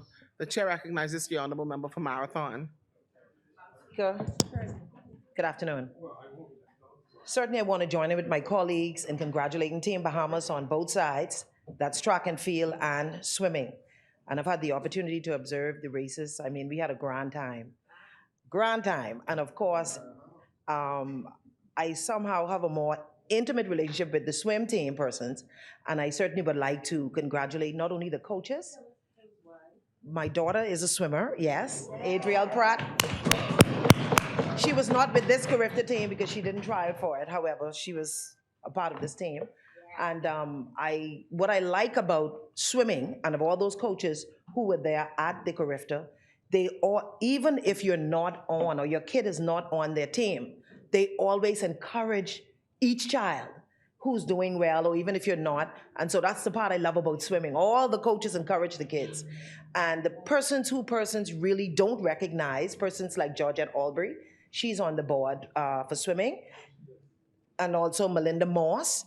Those individuals do everything they can to help everyone's child to be prepared for swimming events, whether it's here or internationally. And Trevano McPhee, one of the head coaches, Mr. Bruno, and of course, Mr. Alan Murray, he's a former Olympian. That's my daughter's coach, and he was a part of this team. So I congratulate all of them on a stellar job. And of course, Celeste Gibson, I could remember 4 years old, she was always the top. So I can just see her going to Olympics and beyond. And of course, David Sang, they didn't mention him, the male, who would have dominated the pools. He got a lot of awards too. And certainly I would like to mention, during the Easter holiday, my team and I had an opportunity to go through the streets of Marathon. We gave out Easter baskets door to door, and we have about 2 trucks that's still on the road because of the weather. And of course, we break for Carifta. And so they will see that persons are going door to door and still redeeming your prize. If you see that there is a door hanger, that means we missed you or you missed us. And you can come at the constituency office. So until then, I'm happy for Team Bahamas. And certainly I look forward to my daughter being a part of that team that will be held next year in the Bahamas. Chair recognizes the Honorable Member for Southern Shores. Madam Speaker, again, I want to take this opportunity to thank the people of Southern Shores for electing me as their Member of Parliament. And I also want to thank them for attending our Easter extravaganza, which is Saturday past, well attended. And so I truly want to thank them for that. But Madam Speaker, while my colleagues are congratulating our Carifta team for a stellar job well done, I do want to stand and congratulate one of my constituents. His name is Mr. Laurent Rowe. He is presently in Europe, attending the European Grand Prix archery tournament. He is doing a wonderful job. As a matter of fact, he is the #1 person who, in the English-speaking Caribbean, he's the #1. And he is really, I call him an unsung person because his accomplishment has not been forecast. And so, Laurent Rowe, yeah. So I just want to stand this honorable house and just commend him for a job well done. And I believe in short order, his accomplishment will be sound. Again, I want to thank you. Before I take my seat, I truly want to also send out a shout out to a very good friend of mine. He's like a father to me, Mr. Franklin Ferguson, who also celebrated his birthday on Sunday past. And again, I want to take this opportunity and thank my people in Southern Shores that great things are happening. And we will continue to work together to make sure that Southern Shores is the greatest constituency in the South. Thank you. Thank you, Honorable Member. The chair recognizes the Honorable Member for Fort Charlotte. Thank you very much. Madam Speaker, we witnessed Bahamian exceptionalism on the track and field as well as the pool. I want to also commend those who work behind the scenes. The Ministry of Works, the Director of Works, the Permanent Secretary, and in particular, the Deputy Permanent Secretary were on duty throughout the weekend. Also, the contractor, with your leave, Madam Speaker. Proceed. The contractor, Mr. Stephen Knowles, who's also a well-known sportsman, his company, the contractor on the stadium, monitored throughout the weekend the police force that provided a firefighting machine and staff throughout. The Minister of Health provided several doctors and medical facilities. All of these, and also the Water and Sewage Corporation provided pressurized, BPL provided and ensured the consistency and adequacy of power. I just want to say that as minister, I'm exceedingly proud of the work that was done behind the stage to support the extraordinary work of our athletes. Thank you. Thank you, Honourable Member. The Chair recognizes the Honourable Member for Baines and Granstown. Thank you very much, Madam Speaker. And again, I am happy and proud to stand in this honorable house to represent the good people of Bain and Grandstand. I know we have exceeded our time with respect to member statements, but I just wanted to echo the sentiments of the choir with respect to the great job that Team Bahamas did, and also the member for Minister Mario Boleg and his team for the work that he has done. But I also want to highlight, he didn't mention it, my cousin, Mr. Otto Lang, for winning the 110-meter race. He's a gold medalist. He's also from Grand Bahama, Pelican Point. I want to say hello to my cousin Randall Lang, my Auntie Mary. How you doing, Auntie Mary? His grandson.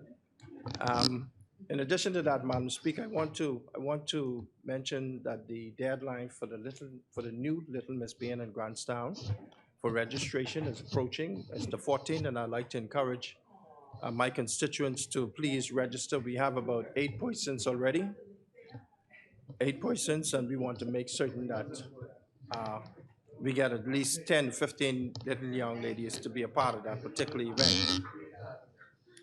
Madam Speaker, yesterday was my granddaughter's birthday. I want to say happy birthday to my granddaughter, Niall Watson. She turned 7 yesterday. Congratulations to her dad and her mom, my oldest son, Benai, and my daughter-in-law, Nellie, Danelle Watson. On a more somber note, Madam Speaker, I hate to dampen the spirit, but Madam Speaker, in most recent times, we had a spate or spat of murders in the Bain and Grandstand constituency, and I wish to convey my condolences to the families. I also want to make a clarion call, Madam Speaker, to our young men, especially in my constituency, to put down the guns and find better means for which we can resolve our challenges and our issues, and make certain that we do the right thing, which is to take care and be our brother's keeper as opposed to annihilating our brothers from time to time. So it's a vexing situation, but I had an opportunity to meet with the Commissioner of Police, and he has encouraged me that he will beef up patrols, and also he will make certain that we install a number of CCTVs to try to prevent some of the murders that are occurring within our constituency. I want to Carlos Brown, Minister for Education, he is from the great C.R. Walker School in the constituency of Bain and Grandstand, absolutely. So I want to congratulate C.R. Walker again, and also Carlos Brown on his achievements. But happy Easter to all of you. And I thank you very much for giving me this opportunity. I know Easter is basically over, right? But happy Easter still. Thank you very much, Madam Speaker. Thank you, Honorable Member. The chair recognizes the Honorable Member for St. Anne's. Madam Speaker, I was there at Crifta on Monday when we won the back-to-back 200-meter sprint races. I enjoyed the opening ceremony with my wife and the final day with my youngest son, Nathan. We did an exceptional job. I've circulated a recording. I'm pretty sure Minister Mitchell has already listened to it.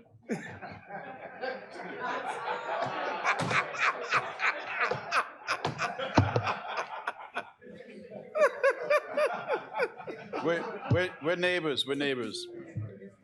But Madam Speaker, in my constituency, it was raised by South Beach dumping. The ecology park is open. I think they're even open on Sundays now, Yes. and they even have it been available if you arrive after closing hours. One of the things I wanted to do for St. Anne's, and it might even benefit Yamacraw, and could even benefit South Beach, because unless you think that just telling the people that they need to carry it where it needs to go, they're gonna do that, and that's gonna be the end of it, you're not taking all necessary steps to get it done. But I wanted to have an area where the Ministry of Environment would put a few tips and pick them up either on a daily basis or every other day basis in the Eastern District of New Providence, which would include Yamacraw, would even include Lizzie, but I know how Bahamian people go, myself included. Lizzie may be too far if you're coming out of a Winton neighborhood, if you're coming out of a Yamacraw neighborhood. But we really need to identify these sites that are satellite locations for the ecological park dumping facility that residents can use, and they can be collected and maintained in a good way.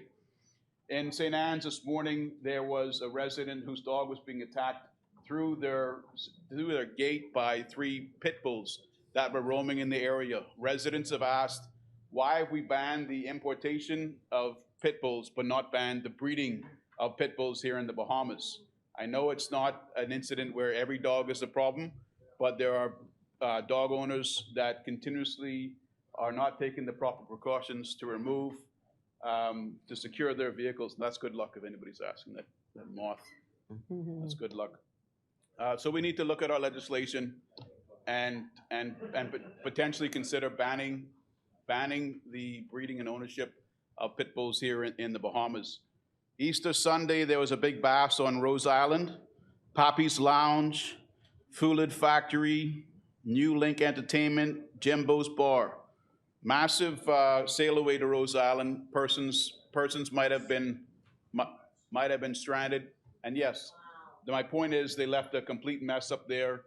If persons are holding commercial activities on Rose Island, it may be that they need, or any of the family islands, they may need to have a business license to do it there, and there has to be repercussions if they completely destroy the natural environment by leaving all of their waste behind. And in conclusion, Madam Speaker, I'm hoping that Garden Hills appreciates what I'm raising. We have a Minister of Youth, Sports, and Culture, and we have a minister who's maybe the minister of our national sport now. I think that now that it's a national sport, it should come back under the Ministry of Youth, Sports, and Culture, because we have a minister that represents our sports in the country, and sailing is now our national sport. So that needs to get cleared up, Madam Speaker.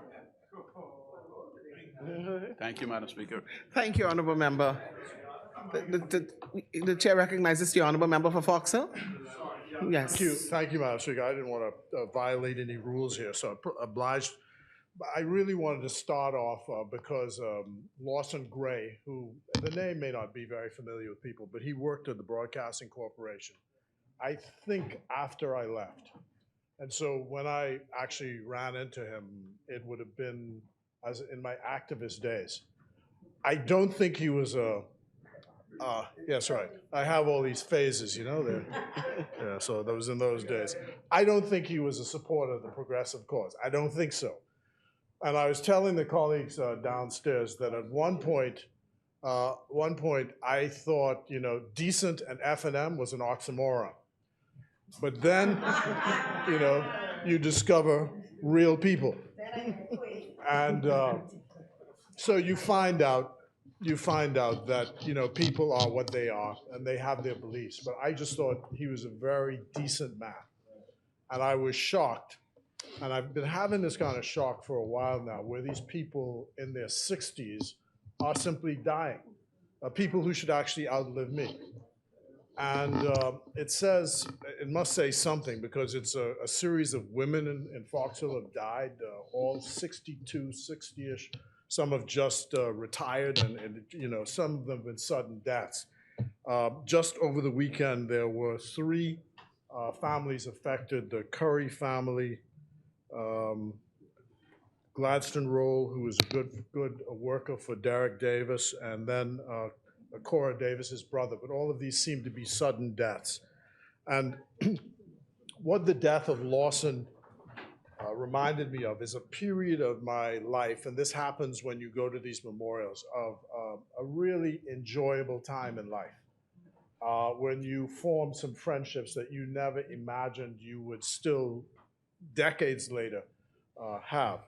And so I remember Harris Gibson and Jeff Hepburn and Peter Campbell, who still works here, and Valentino Bain, who, of course, who's passed on as well. And so I just wanted to mention his name and to extend to his wife condolences on his passing.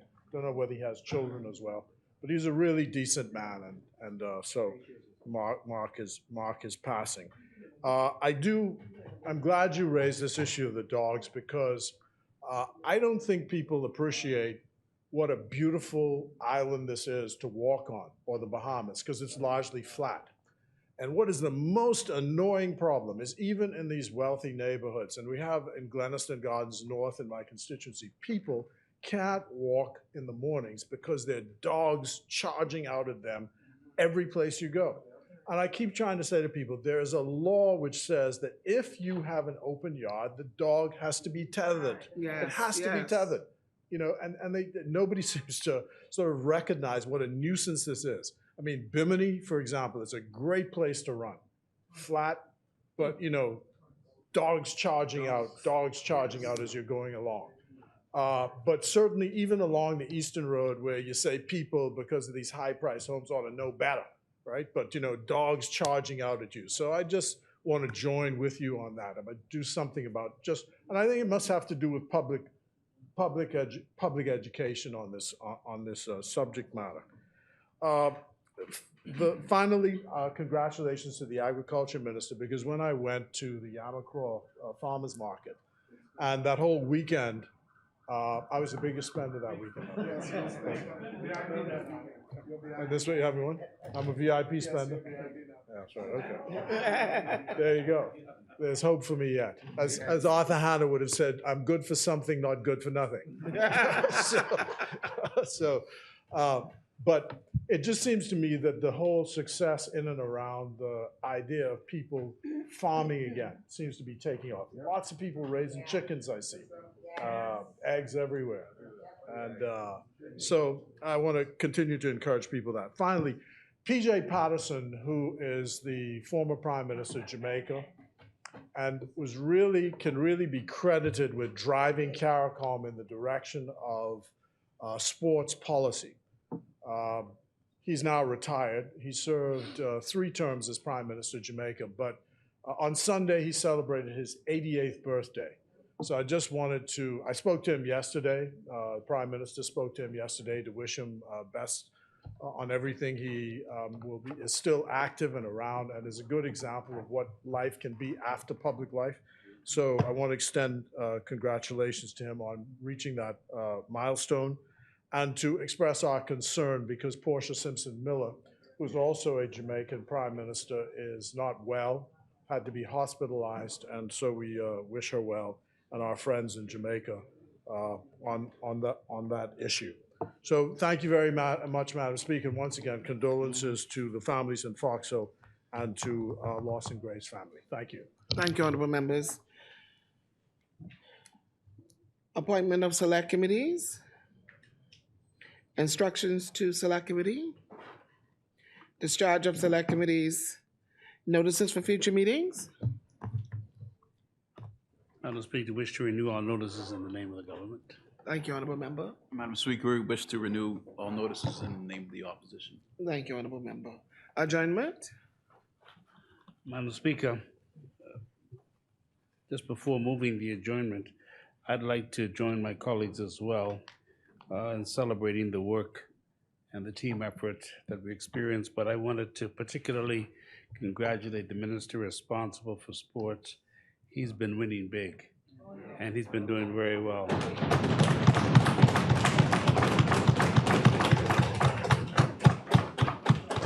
We cannot take it lightly that the Crifter Games just recently was just the latest of his many accomplishments. We must remember that we have a baseball stadium now that was long pending, but now it's open, and the Honorable Minister's done an incredible job.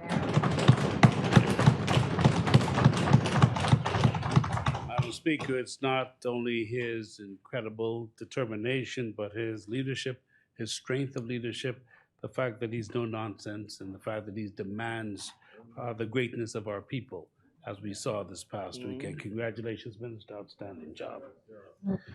I also would like for us to just pause for a moment to remember our brother, Bishop Neil Ellis, who was a friend to us all.